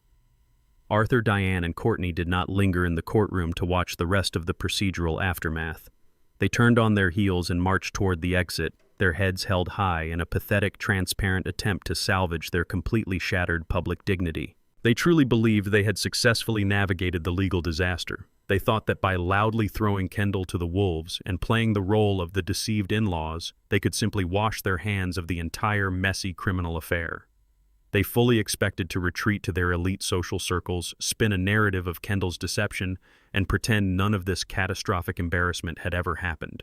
They assumed the raging storm was over and that they had escaped the courthouse completely unscathed and legally protected. They were entirely, devastatingly wrong. I stood up slowly from the defense table, taking a moment to smooth the lapels of my impeccably tailored charcoal suit. Marcus Harrington stood up right beside me, his grip tightening on the handle of his pristine leather briefcase. We did not follow the slow-moving, whispering crowd exiting through the main gallery doors. We bypassed the congestion and exited the courtroom through a private side door, stepping directly into the wide, echoey, marble-floored hallway of the Fulton County Courthouse. We moved with deliberate, calculating purpose, cutting off their only main exit route to the elevators. As Arthur, Diane, and Courtney rounded the grand corner, heading briskly toward the glass doors and their perceived freedom, they stopped dead in their tracks. I was standing directly in the center of the wide hallway, an unmovable concrete pillar completely blocking their path. Arthur stiffened instantly, his face flushing with a volatile mix of defensive anger and lingering public humiliation. He tried to puff out his chest once again, desperately attempting to summon that fake old money authority he so heavily relied upon to intimidate others. He opened his mouth, likely preparing to issue a hollow, arrogant threat or demand that I step aside and let his family pass. I did not give him the chance to speak a single pathetic word. I did not raise my voice, nor did I show a single ounce of anger or vindictiveness. I simply stared at him with the cold, dead, calculating gaze of a man who had already won the war. Arthur's manufactured bravado faltered and crumbled under my heavy silence. The arrogant patriarch who had insulted my intelligence, my heritage, and my career over the phone just weeks ago was now sweating profusely under the harsh, bright fluorescent lights of the courthouse corridor. He looked at Harrington, then back to me, a sickening realization washing over his face. He realized that we were not standing there to gloat over Kendall's arrest. We were there specifically for him. I let a slow, freezing smile spread across my face. It was not a smile of joy or relief. It was a solemn promise of absolute, inescapable financial destruction. Marcus Harrington stepped forward, opened his sleek leather briefcase, and pulled out a thick, professionally bound legal folio. He did not hand the documents to Courtney or her mother. He extended his arm and pressed the heavy, dense folder directly into Arthur's shaking chest. Arthur instinctively grabbed the folder, his eyes darting nervously down to the bold, black, legal lettering printed on the cover page. I watched the remaining color drain entirely from his face, leaving him looking like a ghost standing in the marble hallway. I took one deliberate step forward, closing the physical distance between us, and spoke in a quiet, razor-sharp whisper that cut through the ambient noise of the courthouse. I informed Arthur that while he was busy coordinating my son's perjury and preparing to steal my retirement, I had been incredibly busy liquidating a calculated fraction of my corporate construction assets. I explained that I had used pure, untraceable liquid cash to systematically approach every single one of his hostile commercial lenders over the past 48 hours. I bought up his second residential mortgage, his third mortgage, and the massive defaulted corporate credit lines currently suffocating his failing import-export logistics company. I purchased his massive toxic debt for pennies on the dollar from banks that were absolutely desperate to offload his worthless liabilities.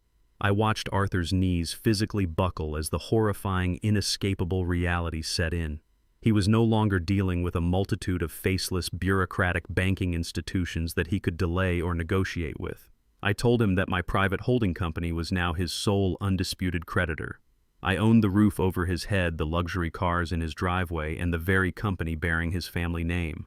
I owned him entirely. The heavy wrought iron gates of my Atlanta estate stood tall and unyielding in the cool evening air. It was barely 24 hours after the spectacular collapse of their legal ambush in the Fulton County Courthouse. I was sitting quietly in my study reviewing the final liquidation schedules for Arthur Vance's failing logistics company when the perimeter security alarm chimed softly. I glanced at the high-definition monitor resting on my mahogany desk. Standing under the harsh, glaring illumination of the security floodlights were Arthur, Diane, and Courtney. They did not look like the polished old-money aristocrats who had sneered at my existence for the past 5 years. They looked like terrified, broken refugees. Arthur's designer suit was wrinkled and hastily thrown on. Diane's face was completely devoid of makeup, her posture slumped and utterly defeated. Courtney was shivering in the night air, clutching her arms, looking up at the camera lens with wide, desperate eyes. They had driven to my property in a blind panic after realizing the absolute finality of the legal documents I had pressed into Arthur's chest in the courthouse hallway. They buzzed the intercom continuously, the sound echoing through my quiet halls. I walked out of the front door and down the long driveway, stopping just on my side of the iron gate. I did not press the button to let them inside. As I approached, the unthinkable happened. Arthur Vance, the man who had loudly insulted my heritage and my intelligence, physically dropped to his knees on the cold concrete. Diane followed suit, pulling Courtney down with her into the dirt. The pristine, superior facade they had weaponized against me was entirely gone, replaced by raw, humiliating desperation.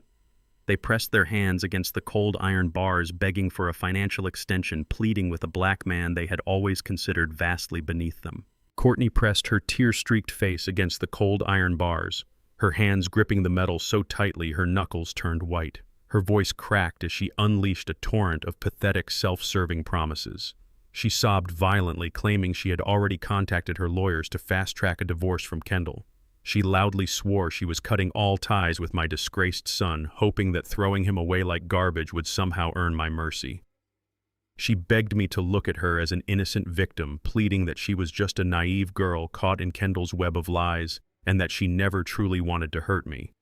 She pleaded with me to release the crushing grip on her father's logistics company and their primary residence. She cried that I was destroying their entire family over a simple misunderstanding, and that we could all sit down like civilized adults to work out a payment plan. Arthur choked back his own tears, his voice shaking, as he offered to sign over 60% of his business equity, begging for just a 30-day grace period to find a new commercial lender to buy out the massive debt.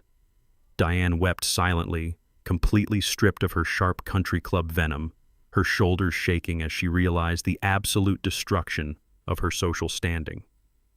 I stood on the immaculate driveway with my hands resting casually in my pockets.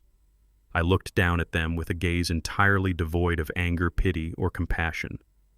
I looked at them with the chilling emptiness of a corporate auditor finalizing a bankruptcy report. I did not see a tragic family in need of a savior. I saw the exact same predators who had stood in Terminal 4 of the International Airport just weeks ago. I looked at Courtney's crying eyes and vividly remembered the absolute disgust radiating from them when she told Kendall that my working-class black presence would ruin their luxury Malibu vacation. I remembered the smirk on her face when she suggested I would make their wealthy white friends uncomfortable and that I was nothing more than an aesthetic nuisance. I remembered Arthur's voice booming over the speakerphone, loudly proclaiming that my money could never wash the dirt off my skin and that Kendall was genetically flawed because of my bloodline. They had demanded I know my place. Now I was showing them theirs. I spoke with a quiet, razor-sharp clarity that cut cleanly through their pathetic sobbing. I told Courtney that her sudden willingness to discard her husband did not impress me. I told her it only proved her loyalty was bought and sold to the highest bidder, and that she was as hollow as the designer bags she carried. I informed Arthur that his business equity was completely worthless, a dead shell propped up by toxic debt I now legally owned, and that his offer was a mathematical insult to my intelligence. I did not raise my voice, but every single word struck like a physical blow. I reminded them that they had happily feasted on the fruits of my labor while actively plotting to lock me in a high-security psychiatric ward to steal whatever was left. I told them that mercy is a privilege strictly reserved for the repentant, and they were only sorry they had been outsmarted and caught. I stepped back from the iron gate and delivered the final, uncompromising verdict. I stated that my holding company was not in the business of granting grace periods to malicious racist debtors. I informed Arthur that the asset seizure protocols, the commercial foreclosure orders, and the operational freeze on his business accounts had already been filed with the county sheriff and the bankruptcy courts. The liquidation would not be delayed by a single minute. I looked directly into Arthur's terrified, bloodshot eyes and announced that the formal foreclosure and physical seizure of their primary estate would be executed by armed deputies at precisely 8 o'clock tomorrow morning. I advised them to spend the rest of their miserable evening packing what little they had left instead of begging at a gate they would never cross. I turned my back on their hysterical screaming, their hands reaching fruitlessly through the iron bars, and walked slowly back to my front door, leaving them kneeling in the dark. Promptly at 8 o'clock the following morning, the reality of my promise arrived at their doorstep. A heavily armed convoy of county sheriff deputies and commercial asset recovery agents pulled up to the Vance family's sprawling gated estate. There were no further negotiations and absolutely no delays. The officers executed the legal seizure with swift, cold institutional efficiency. The heavy oak doors of the country club mansion were forcefully deadbolted by the authorities, and bright orange notices of foreclosure were plastered across the grand entrance and the garage doors. Arthur and Diane were forced to carry their hastily packed cardboard boxes down their own manicured driveway, their aristocratic neighbors watching from behind drawn curtains in stunned, judgmental silence. The generational wealth they had bragged about was officially erased. Courtney, the woman who had sneered at my simple sweater and deemed my presence a profound embarrassment, found herself dragging her heavy, scuffed suitcases through the mud of her former driveway. Without access to her father's drained bank accounts or Kendall's stolen trust funds, her elite living options evaporated instantly. She was forced to hail a cheap, battered taxi that took her miles away from the affluent, tree-lined suburbs of her youth. She arrived at a dilapidated, neon-lit weekly boarding house situated in one of the most impoverished industrial sectors of the city. It was a crumbling, stained building surrounded by cracked asphalt chain-link fences and the constant roar of highway traffic. It was exactly the kind of rundown working-class neighborhood she had spent her entire life mocking with profound elite disgust. She carried her ruined designer bags up a flight of rusted metal stairs and unlocked the door to a cramped, mildew-scented room with peeling wallpaper. The supreme irony was perfectly complete. The woman who believed herself entirely too superior to share first-class air with me was now permanently grounded in the absolute lowest tier of the city, stripped of her name, her money, and her manufactured pride. The fluorescent lights in the county detention center buzzed with a harsh and relentless frequency. I sat on a cold, bolted steel stool in the sterile visitor's room. A thick panel of smudged, bulletproof plexiglass separated me from the holding area. The heavy metal door on the opposite side clanked open. A corrections officer escorted my son into the room. Kendall did not walk with the arrogant, chest-out swagger he used to display at his exclusive country clubs. He shuffled forward. His shoulders were completely hunched and his eyes darted nervously around the bleak concrete walls. He was wearing a baggy, bright orange canvas jumpsuit. The abrasive color completely stripped away the polished high society facade he had spent his entire adult life desperately trying to maintain. Without his custom-tailored Italian blazers, his expensive Swiss watches, and his perfectly styled haircuts, the absolute frailty of his character was brutally exposed. The prison uniform did not make him look hardened or dangerous. It made him look incredibly small, pathetic, and utterly cowardly. He sat down on the stool across from me. His hands were shaking violently as he reached for the heavy black plastic receiver hanging on the partition wall. I picked up my receiver, slowly bringing it to my ear. I did not offer a comforting smile. I did not press my hand against the glass to console him. I just stared at the man who had conspired to steal my entire life's work and lock me in a psychiatric ward. He looked back at me, his eyes wide with raw, unfiltered terror. The thick glass between us was a perfect physical representation of the permanent boundary he had created. I waited for him to speak first. Kendall pressed the receiver tightly against his ear. The moment we made eye contact, he completely broke down. Tears streamed down his pale, sunken face. He began to sob uncontrollably, his chest heaving with heavy, panicked breaths. He did not ask how I was doing. He did not immediately apologize for the immense pain he had caused. His very first instinct was to beg for financial salvation. He pleaded with me to post his massive bail. He whined that he could not survive another night in his crowded holding cell. He claimed the other inmates terrified him and the food was inedible. He begged me to call Marcus Harrington and transfer the necessary funds to the bondsman so he could sleep in a real bed. He promised he would do anything I asked if I just got him out of that orange jumpsuit. I remained perfectly still. My expression was carved from solid stone. I let his desperate sobbing fill my ear without interrupting. When he realized his tears were not softening my resolve, he pivoted to his second tactic. He began shifting the blame. He aggressively threw his wife and his in-laws under the bus, just as Courtney had done to him in the courtroom. He cried that it was never his idea to forge the medical documents. He claimed Courtney had relentlessly pressured him to secure a massive influx of cash. He blamed the suffocating toxic standards of her elite family. He spoke about the overwhelming burden of trying to measure up to Arthur and Diane's affluent country club lifestyle. He confessed that they constantly made him feel inferior, reminding him that he did not come from generational wealth. He admitted he was absolutely terrified of losing Courtney and the prestigious social status she provided. He said the fear of returning to a normal middle-class life drove him to sheer desperation. He wept as he admitted he had cowardly sold out his own father just to maintain a shallow, vain illusion of success. He sacrificed his heritage, his morals, and his family simply to buy the temporary tolerance of people who secretly despised him. Every word he spoke only cemented my absolute disgust. He was a 38-year-old man acting like a helpless victim of circumstance. I gripped the plastic receiver and finally spoke. My voice was low, steady, and devoid of any paternal warmth. I told him that Arthur and Diane did not forge my signature on those retirement transfer documents. I reminded him that Courtney did not force him to stand in a family court and commit brazen perjury under oath. I told him that nobody held a gun to his head and forced him to leave his father stranded at an airport terminal. He had made a calculated, deliberate choice. He chose to look at the man who had wiped his tears when he was a child and see nothing but an expendable bank account. He chose to align himself with predators. I explained that the pressure of high society was a pathetic excuse for deep-seated moral rot. I reminded him of my own past. I told him how I had faced real visceral racism and crushing poverty while building my construction company from the dirt. I faced powerful men who wanted to see me fail, but I never once compromised my integrity or betrayed my family to gain their favor. I fought the world to give him a life of privilege, and he took that privilege and mutated it into profound weakness. Kendall shook his head frantically, pressing his free hand against the smudged glass.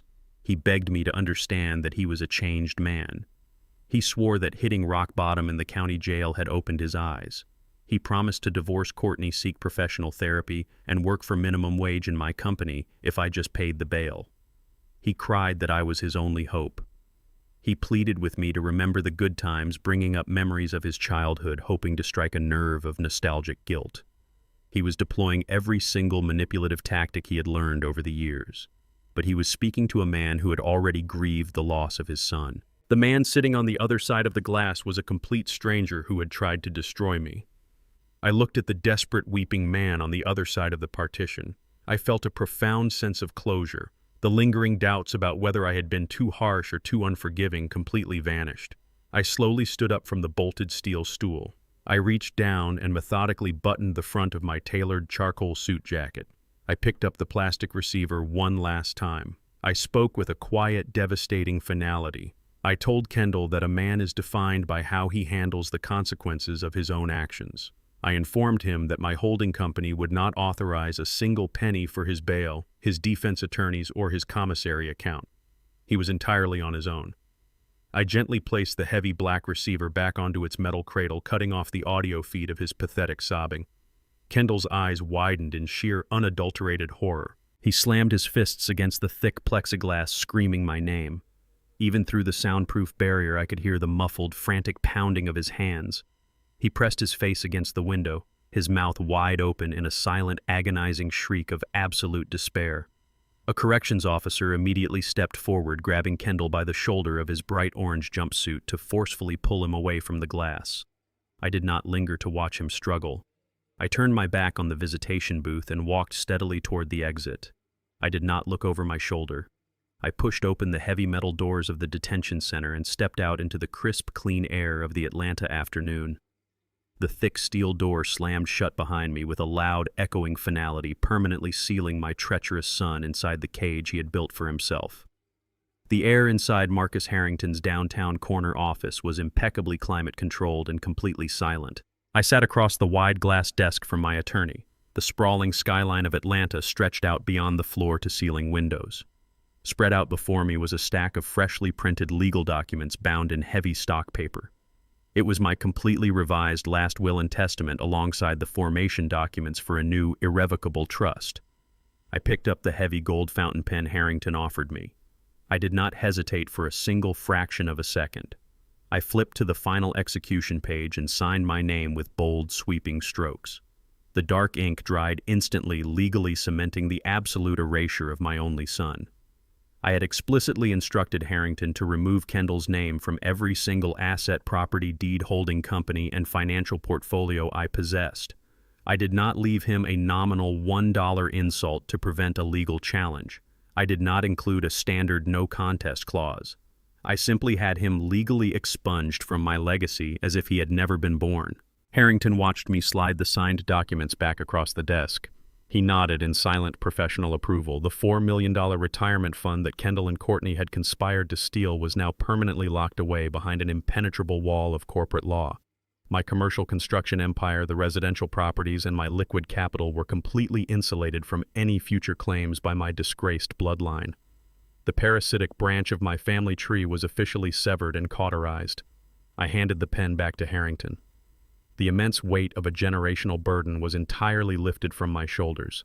My wealth was no longer a curse waiting to be plundered by greedy, entitled heirs. It was now a finely tuned weapon ready to be deployed exactly how I saw fit. I did not just lock my fortune away to collect dust in a sterile underground vault. I repurposed the entirety of my life's work to build something that would outlast me and outshine the disgraceful shadow Kendall had cast. With Harrington executing the swift and complex legal maneuvers, I transferred the vast majority of my liquid wealth and corporate equity into a newly established, fully funded philanthropic entity. I named it the Corinne Hayes Engineering Foundation. It was a powerful tribute to the woman who had stood by my side when we had absolutely nothing but dirt on our boots and a shared dream. Corinne had always believed in the transformative power of education and the undeniable strength of our community. She would have been profoundly disgusted by the hollow, materialistic monster our son had become. This foundation was my meticulous way of ensuring her true, honorable legacy survived. The trust was expertly designed to provide comprehensive full-ride scholarships, generous housing stipends, and direct business grants to brilliant, underprivileged Black youth pursuing degrees in civil engineering, architecture, and construction management. I wanted to find the hungry, driven kids who grew up in the same tough, unforgiving neighborhoods I did. I wanted to fund the young men and women who possessed a relentless work ethic, but lacked the financial safety net to break through the systemic barriers of the corporate world. I was taking the immense privilege Kendall had so casually squandered and handing it directly to the exact demographic Courtney and her elitist parents constantly looked down upon with such deep-seated prejudice. The launch of the foundation was not a quiet, private affair held behind closed doors. I instructed my public relations team to organize a massive press conference at the most prestigious convention center in downtown Atlanta. The local and national media were already completely obsessed with the dramatic saga of the construction mogul who had publicly decimated his gold-digging family. The grand ballroom was packed to absolute capacity with journalists, news anchors, local politicians, and community leaders. Camera lenses tracked my every move as I walked up the center aisle and took my place behind the polished wooden podium. The bright, rapid flashes of the cameras illuminated the room like lightning. I looked out over the sea of reporters, adjusted the microphones, and formally announced the creation of the Corinne Hayes Engineering Foundation. I did not just announce a modest charitable donation to save face. I revealed the staggering initial endowment of $50 million. A collective gasp rippled through the crowded room. The seasoned reporters scrambled to take notes as I detailed the comprehensive scope of the scholarships and the exact mechanics of the community grants. I explained that my commercial construction firm would begin aggressively recruiting and mentoring these young graduates, creating a direct and heavily funded pipeline for Black excellence in an industry that had historically tried to shut us out. I was systematically dismantling the hoard of wealth my son had tried to steal and utilizing it to forge a powerful, unstoppable army of young professionals who actually understood the profound value of hard work. The press conference was being broadcast live across multiple local news networks and streaming globally online. I knew Kendall was likely watching from a small communal television screen inside the county detention center, surrounded by the very inmates he had begged me to save him from. I looked directly into the primary broadcast camera and delivered my final devastating public statement. I spoke with absolute unwavering conviction about the profound difference between building a legacy and leeching off one. I stated that true wealth is never inherited. It is forged through relentless discipline, unwavering resilience, and unyielding self-respect. I warned the captive audience about the toxic rot of entitlement and the highly dangerous illusion of unearned status. I declared that I refused to let the fruits of my lifelong labor be consumed by parasitic greed and hollow social climbing. I wanted my fortune to build bridges for the hungry, not padded cages for the weak. My words were a masterful surgical strike against the exact philosophy that had driven my son to commit federal felonies. It was the ultimate irrefutable condemnation of his entire existence. The powerful speech instantly went viral, trending across all major social media platforms within minutes. The public response was overwhelmingly supportive and deeply inspired. By framing my wealth around community empowerment and Black excellence, I completely stripped Kendall of any remaining opportunity to play the victim or appeal to public sympathy through his lawyers. He was no longer just a disgraced son awaiting trial. He was a pathetic, cautionary tale of squandered privilege permanently eclipsed by the monumental, undeniable good I was doing for the world. The trap was not just closed, it was welded shut. 6 months passed with the rapid and unyielding momentum of a freight train. The changing of the seasons brought a stark, brutal reality to the people who once believed they were utterly untouchable. The contrast between their past arrogance and their present existence was a masterpiece of absolute karma. Inside the sterile concrete walls of the state penitentiary, Kendall was no longer a junior executive pretending to be a real estate titan. He wore a faded, oversized orange jumpsuit that hung loosely on his shrinking, defeated frame. His days of chartering private yachts and commanding VIP bottle service were completely eradicated. Instead, he spent his early mornings gripping a heavy bleach-soaked mop, scrubbing the filthy stainless steel toilets of the maximum security cell block. His soft, manicured hands were now cracked, bleeding, and calloused from the harsh industrial chemicals and grueling manual labor. He worked in total, humiliating silence, constantly looking over his shoulder, terrified of the hardened, violent criminals he was now forced to call his peers. Every single day was a waking nightmare of his own making. 300 miles away, Courtney was experiencing her own custom-built hell. The pristine white cashmere coats and expensive designer sunglasses were permanently gone. She stood behind the greasy, sticky counter of a rundown 24-hour fast food franchise on the decaying industrial outskirts of Atlanta. She wore a hideous, oversized polyester uniform deeply stained with fry oil and stale ketchup. Her blonde hair, once perfectly styled for exclusive country club brunches, was shoved unceremoniously under a cheap, mandatory nylon hairnet. She was forced to smile and apologize to angry, impatient customers who yelled at her over missing chicken nuggets and cold French fries. The woman who once claimed my Black working-class presence would ruin her luxury aesthetic was now scrubbing spilled soda off dirty linoleum floors for minimum wage. Every time the bell above the glass door chimed, she flinched, terrified that someone from her former elite social circle might walk in and witness her absolute degradation. The absolute and terrifying destruction of their aristocratic facade was entirely complete. The Vance family name, once a symbol of arrogant old money superiority, had been completely vaporized from the Atlanta elite. Arthur and Diane did not survive the catastrophic financial implosion I had engineered.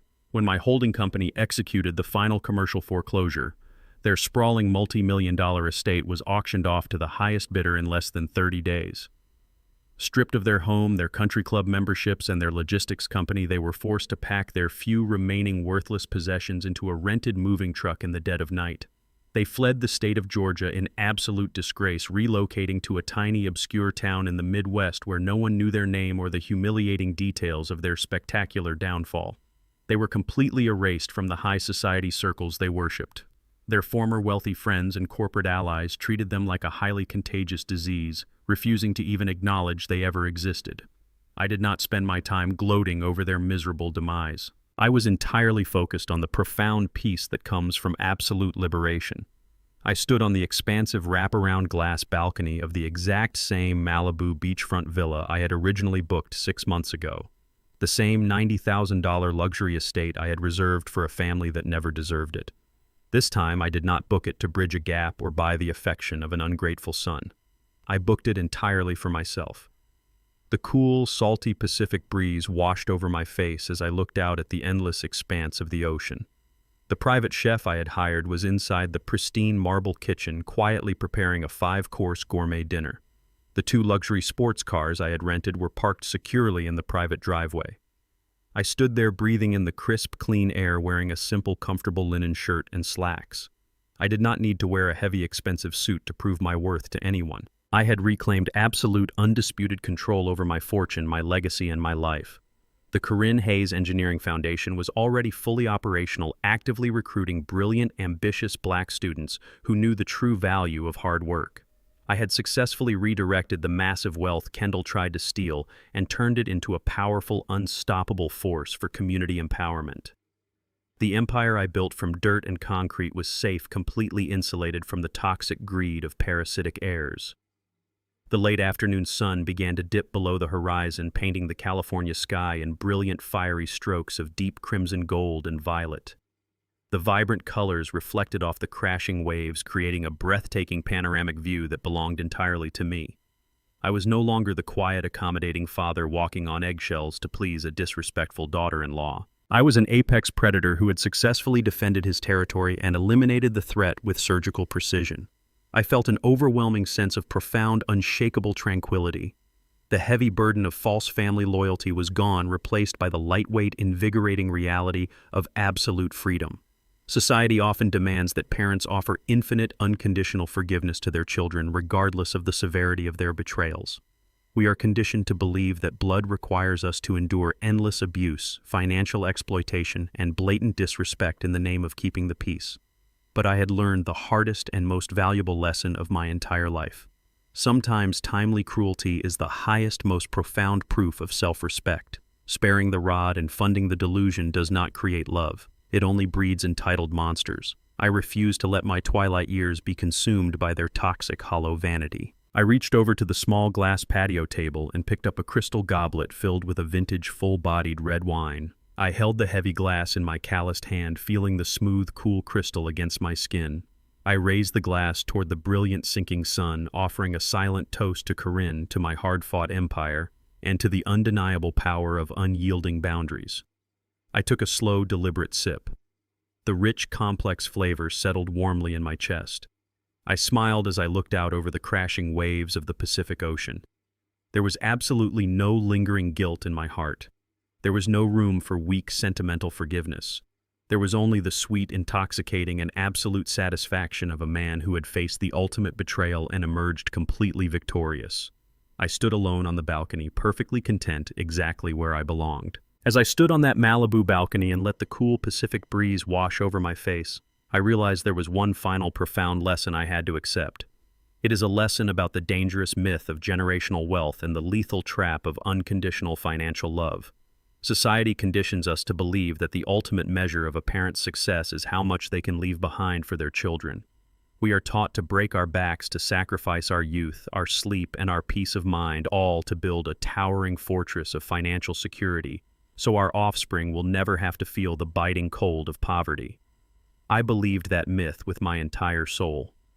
When I was hauling steel beams and pouring concrete in the sweltering Georgia heat, I motivated myself with the image of my son never having to struggle. I thought my money would be a shield for Kendall. I thought it would protect him from the harsh, racist realities of the corporate world. I thought I was giving him armor. I did not realize I was actually handing him a loaded weapon and aiming it directly at his own character. The truth is that wealth without the foundational discipline of struggle is not a blessing. It is a highly corrosive poison. Every time I wrote a check to cover Kendall's lavish expenses, every time I quietly funneled cash to pay the mortgage on a mansion he could not afford, I was systematically robbing him of his own resilience. I stole his opportunity to fail, and in doing so, I completely obliterated his ability to grow into a man. I constructed a beautiful, comfortable cage of privilege around him, and inside that cage, his morality simply atrophied. Courtney and her blatantly racist, opportunistic family were not the root cause of Kendall's downfall. They were merely a symptom of the profound weakness I had unknowingly cultivated. When you give a person everything they have not earned, they do not feel gratitude. They feel a twisted, insatiable entitlement. They begin to look at you not as a human being, not as a father who bled for their comfort, but as an infinite, unfeeling resource. They begin to calculate your expiration date because your continued existence is just a temporary delay in their absolute control over your assets.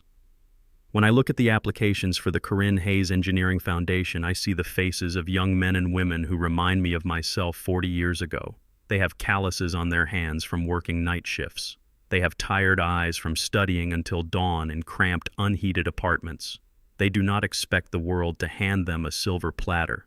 They only ask for a single fighting chance to prove their worth. Reading their essays, I feel a profound sense of pride that my wealth will be the catalyst for their success. It is a stark, heartbreaking contrast to the man sitting in a county jail cell who had every possible advantage handed to him on a velvet cushion and still chose the path of deceit and cowardice. I realize that true generational wealth is not the transfer of liquid capital or real estate portfolios. True generational wealth is the transfer of grit, integrity, and unbreakable character. Without those pillars, financial inheritance is nothing but a countdown to moral bankruptcy. There is a deeply ingrained, almost sacred dogma in our culture that demands infinite forgiveness for family. We are constantly told that blood is thicker than water, that you must always turn the other cheek, and that a parent must endure any level of disrespect because family is forever.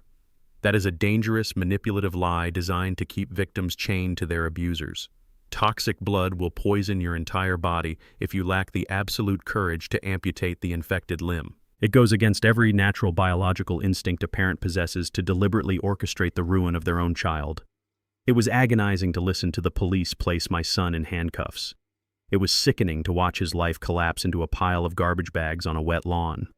But I had to accept that rescuing him again would have been the ultimate act of cruelty. I had to let him drown in the severe, crushing consequences of his own arrogant choices because hitting the absolute unforgiving bottom was the only way he would ever learn how to swim. Radical self-respect requires ruthless boundaries. You cannot negotiate with parasites, and you cannot buy the loyalty of people who inherently despise you. When Courtney looked at me at that airport and saw an embarrassing working-class black man who did not fit her luxury aesthetic, she revealed a truth that no amount of my money could ever erase. I realized that my dignity was infinitely more valuable than my desire to keep up the appearance of a happy, unified family. The profound liberation I feel now watching the sunset over the ocean does not come from the petty satisfaction of revenge. It comes from the complete realignment of my life with my true core values. I took the fortune that was rotting my son's soul and redirected it to ignite the futures of brilliant, hungry, and driven youth who actually understand the value of a dollar and the dignity of hard work. I am no longer funding a pathetic illusion. I am building a real, enduring legacy in the name of the woman I loved. The greatest tragedy of my life was not losing my son to greed, but almost losing myself in the desperate attempt to save him. If you spend your twilight years walking on eggshells and compromising your own peace to appease entitled, disrespectful people, you are not being a good parent. You are simply a hostage in a prison you are paying for. I chose to break the chains, freeze the accounts, and walk away with my head held high. Do not ever set yourself on fire simply to keep ungrateful people warm. If my story resonated with you, please hit the like button, subscribe to the channel, and share this video with anyone who needs the courage to cut off toxic family members and reclaim their own self-worth.